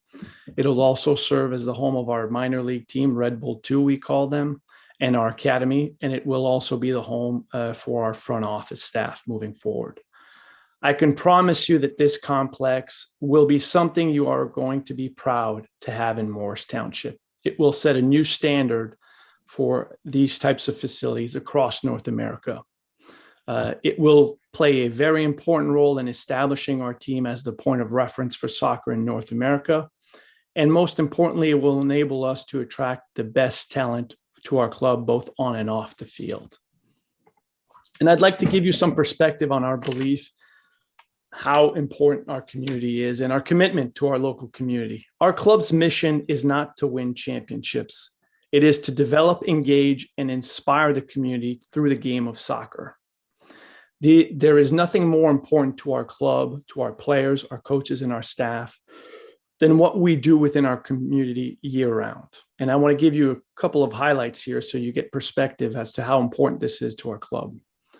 For the last 9 years, we organize an event called 11 Days of Service. During 11 days in September, we serve our community to remember, honor, and recognize all those we lost and the heroes that emerged from the 9/11 attacks on our country. Each employee is mandated to participate. In fact, this year we set a goal as a club to volunteer 7,000 hours through our staff around the community in New Jersey and New York. Another cause that's very near and dear to our heart is driving awareness up for autism through benefiting Autism Speak and Autism Can in New Jersey. We also support Special Olympics soccer team through the Shriver program in New Jersey. We have a Special Olympics team that is trained by our players, and our players are there regularly providing insights and guidance for these great young athletes. We're a very inclusive team that does its part to support initiatives standing for equality and equity in all the communities we work and play in. And I also want to talk about our values here. As we get to know each other, I want you to understand what type of club we are. And I believe that our values align with the values of those that you find in Morris Township. We are about integrity. That is an unwavering value we have. We are humble. We are respectful, upstanding, and productive and honorable members of the communities we work in. Being hardworking and kind individuals, motivated by doing what's best for each other, our teammates, and the communities we work and live in. I can promise you that while we are obviously continually striving to win a championship and bring it home to New Jersey and Morris Township, what's most important to our organization is to continue to being good, kind, and caring and high integrity neighbors. This will remain our priority for every player, every coach, and front office staff. And we do feel that we can accomplish this by collaborating with you and your community on this project. I also pledge to you that we will do everything we can in our power every day to make you all proud to have us as part of your community and productive members of your community. And that's obviously started over the last few weeks, and that starts now tonight listening to you. And we appreciate meeting many of you at our public meeting on November 17th. We heard some of your feedback and we're hearing it some tonight. And I'm pleased to tell you that we are going to address some of these real time. You talked about your concerns with the drop-off area in front of our building that we proposed. We've already made adjustments. Mr. Slate talked about it. Mr. Phillips also touched on it earlier. We are going to adjust that drop-off area. So the main drop-off area will be by the parking location that you saw on the site plan. And the drop-off area in front of our building will be for ADA needs that we need to have and for visitors only. And in addition, several of you and your neighbors have talked about the importance of the pedestrian perimeter walkways around the facility. I'm here to commit to you that we will preserve them and make sure that they are there for you to use as you wish and as you please. I can also address the concern over tournaments that came up today in the noise levels. I can tell you that there are no tournaments held at our current facility, and there will be no current tournaments held at this new facility when it's open. We do play matches. That is a fact. Our academy plays matches against other MLS teams and other academy level clubs around the area. Those matches are only attended by parents, friends, and family. They are not publicly ticketed events. There are no public tickets sold for any of our private soccer matches held at this facility. The latest time for our academy games on weekends currently at our facility is 4 p.m. and there are odd weekday matches that may start at 7. But with the access to more fields, we'll be able to hopefully accommodate a much more flexible schedule that will enable us to start earlier and get the kids out earlier, hopefully. And we do not use many fields for games. It's 2 at a time. The rest of the fields are used for training, and that's why we need so many fields, so we can accommodate having a schedule where we can bring these kids in and out earlier, hopefully, as we move forward. As for the noise level, let me try to explain it to you this way. During any one of our training sessions, you can sit on the sidelines, stand there while the training sessions are going on, and have a conversation without raising your voice at all. I'm confident that noise levels, especially in the evenings, should not be a concern to you all. Our current lights at our current training facility are a mile away from the end of the runway at the Morristown Airport. They are 85 feet high, and we went through the FAA, and they do not require any safety lighting above the poles. So I'm certain we'll be able to get that across also on this site. So that should not be a concern. And I just want to leave you with this, that you have my word that we will continue to engage and have an open dialogue with all of you and collaborate throughout this approvals process.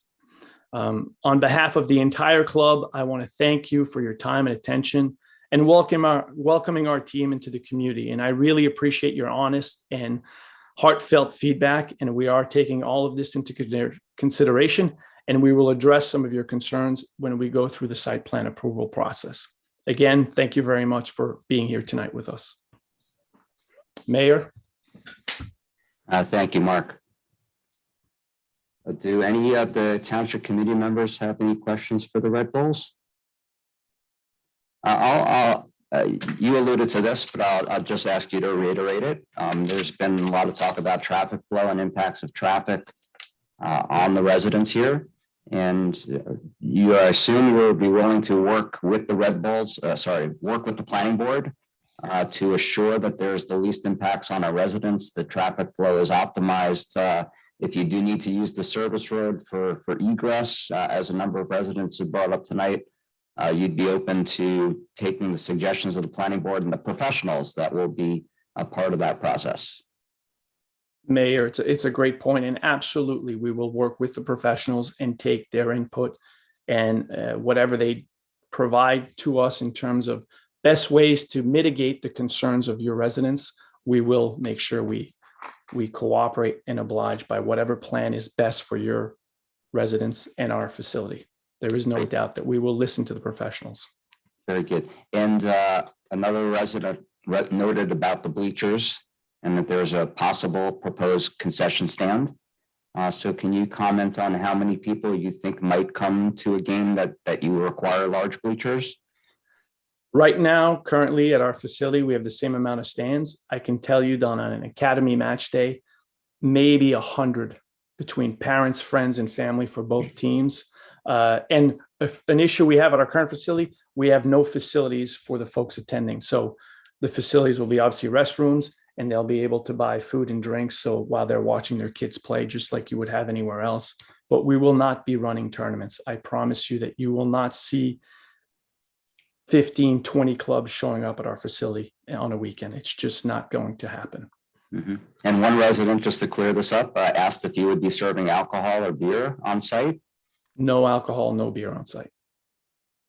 Very good. Anybody else? No? Ms. Wilson, do you have any questions? Not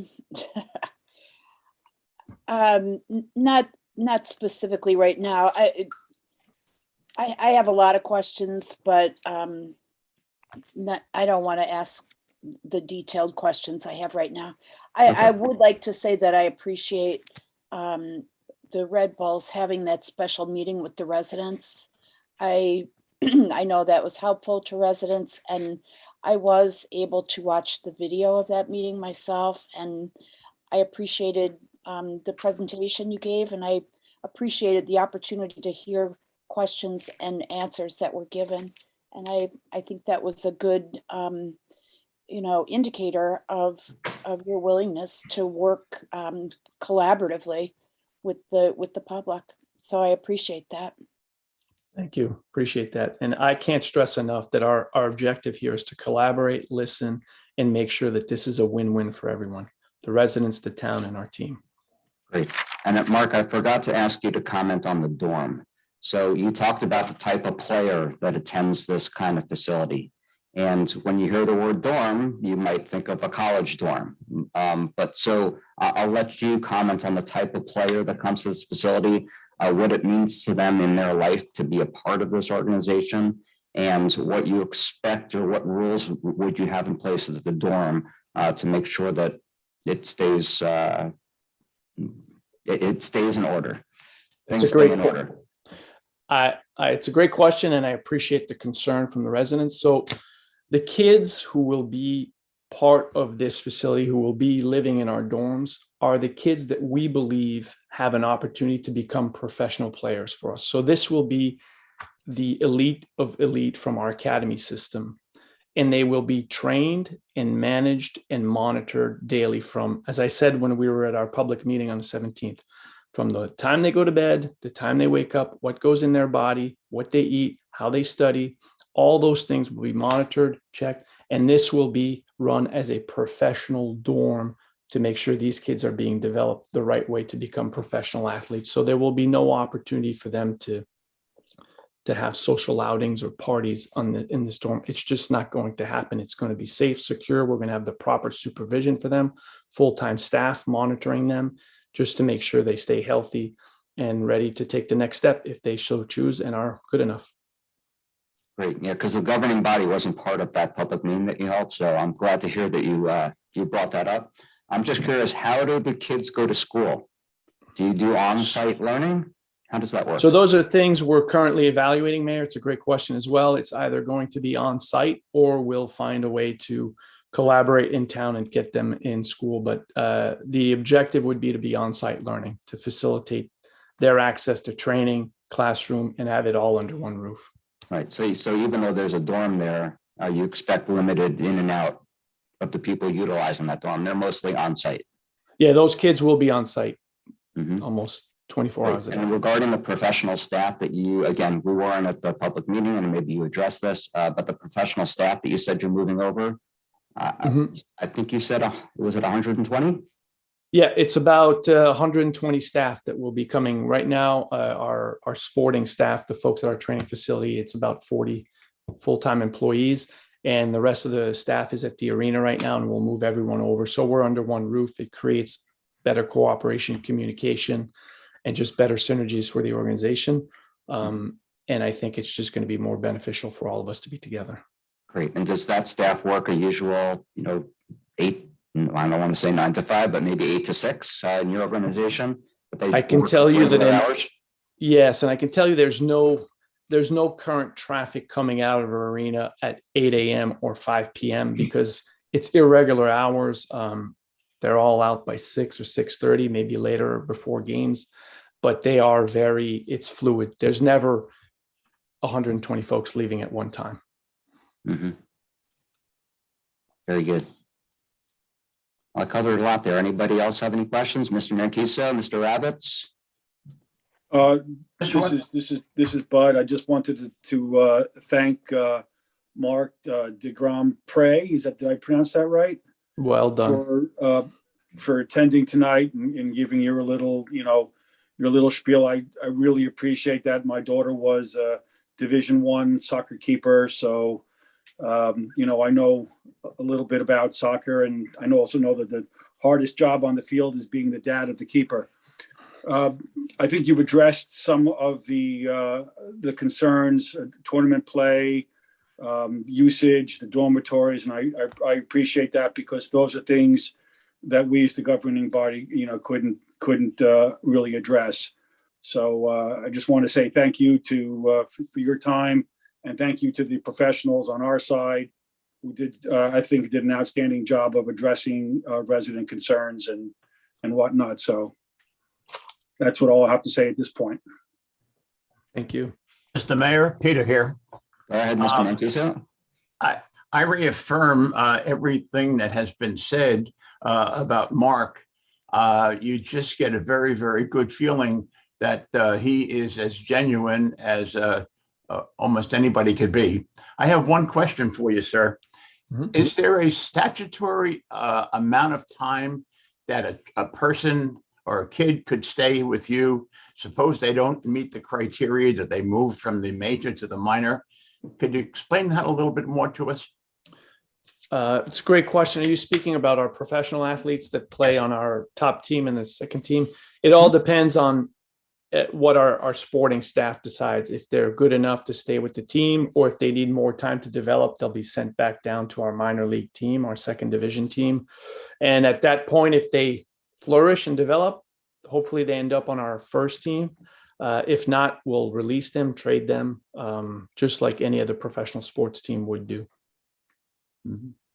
Thank you, sir. Yes. Great. Anything else? What's that? Okay. So thank you. Thank you, Mr. de Grandpré. I think we covered everything with you. Thanks for joining us tonight. Thanks for spending the time and explaining your point of view, and hopefully allaying some of the fears, answering our questions about how the site will be used. But thanks again. Absolutely. Thank you, folks. So it is now 10:35. We got note that there was one resident out there who had raised their hand for over an hour and did not get recognized, which was Mr. Kavanaugh. Yeah, Mayor, I got a note from the resident. I didn't see on our end that his hand was raised, but I know we had closed the public portion, but since a member of the public said they weren't able to be recognized, I was proposing it to the TC or for our consideration whether or not we want to take that or allow him to enter his comments into the record. Yeah, I mean, we've hit the 10:30 deadline, and I made a promise to everybody that we would quit. Mayor, I do feel that if Mr. Kavanaugh had his hand up and was not seen by us, that we should take his comments. Okay, very good. So can you recognize Mr. Kavanaugh? I mean, we're all here, and if he's here, I'm not sure he can make it back. Let's take an extra 5 minutes. I apologize to everybody for going over our stated time limit.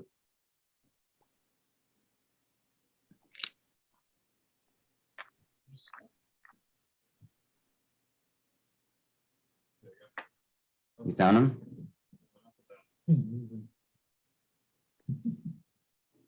He's raising his hand and lowering it on and off. Yeah, just Mr. Kavanaugh, just keep your hand raised and don't lower it. We got him? No, He doesn't have it raised. It's still down No, he needs to raise it. So. J. Kavanaugh.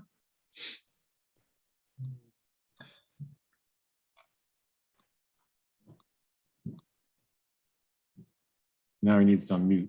Hello? Okay, yes, we can hear you. We can hear you, Mr. Kavanaugh. Hello, thank you. Yes, we can hear you. State your name and address for the record, please.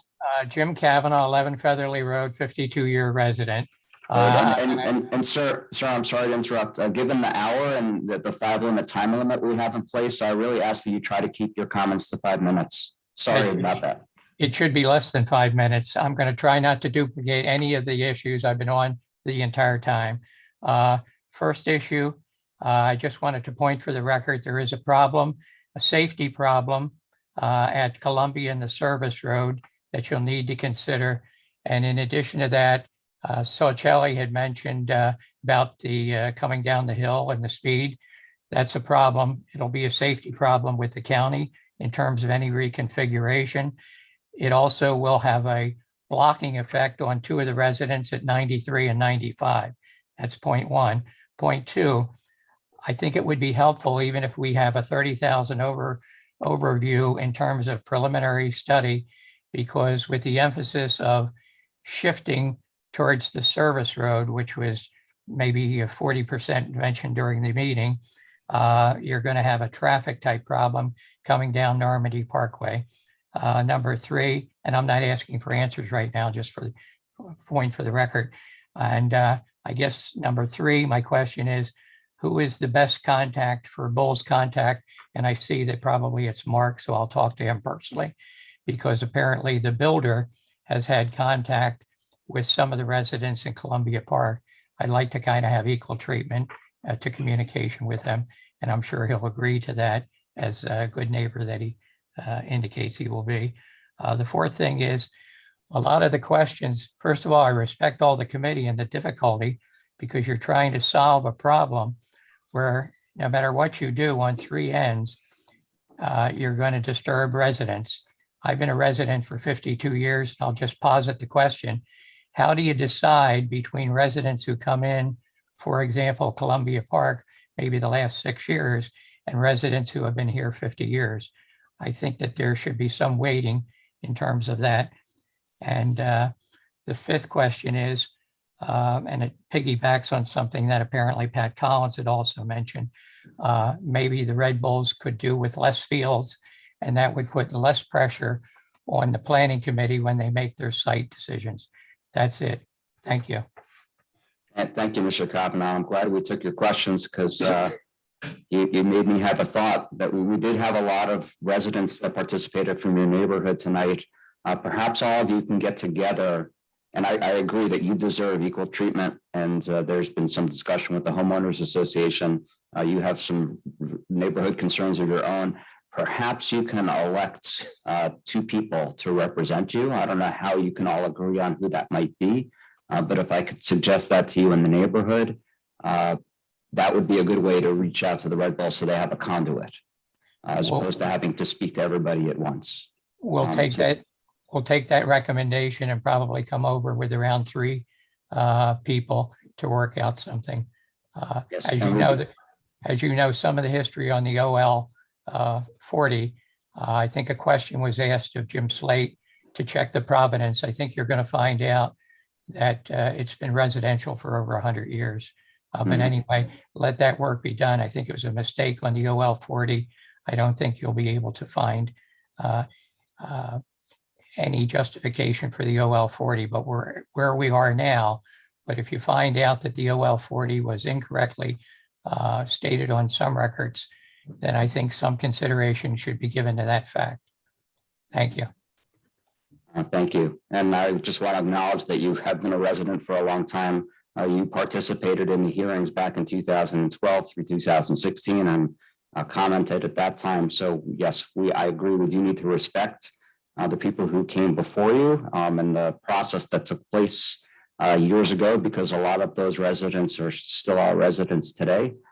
We did make some promises to them, and you're right. There are many people that we need to answer to, residents on 3 sides, and probably about 24,000 other residents throughout the municipality who have looked at the Honeywell site as fallow for these many years, and we're trying to find a productive use for it.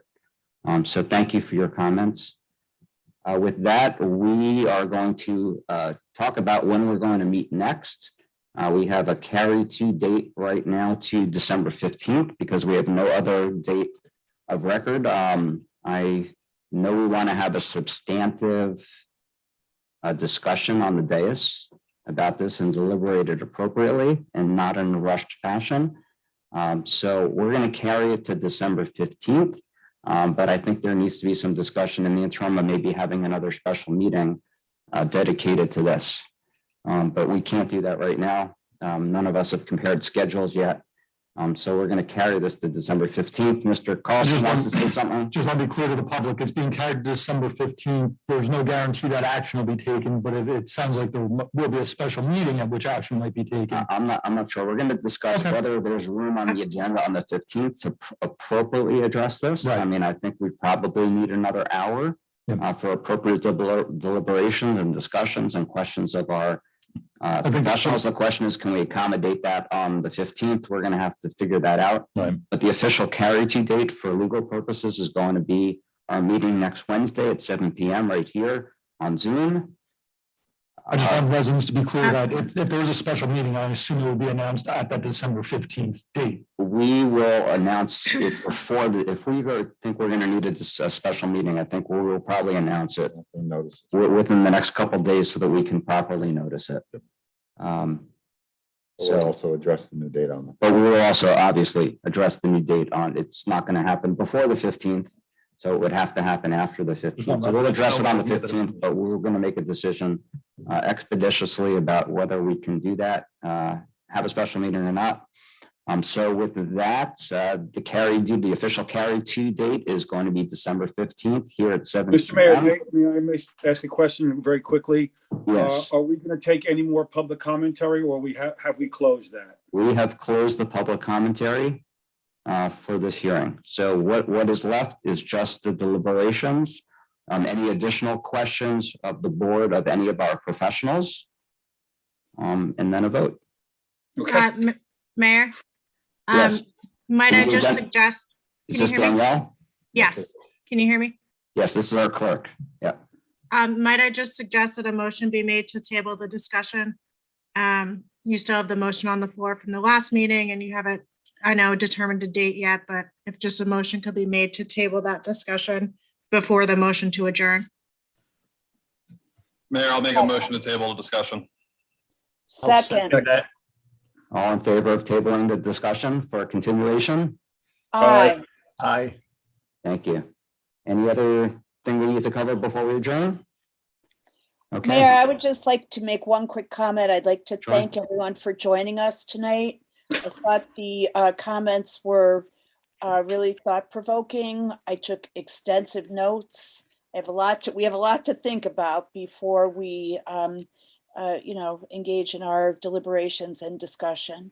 And I very much appreciate all the comments that were shared here this evening and all the written communication that we've received from residents. Thank you. And I'd also like to reiterate, the reason why we're stopping at this point is out of consideration for the residents. All of us feel that everybody should be able to participate in the process. We know that people do need to go to bed. In other towns, they will run meetings till 1 o'clock in the morning just so they can get done with making decisions. That's not how we operate here.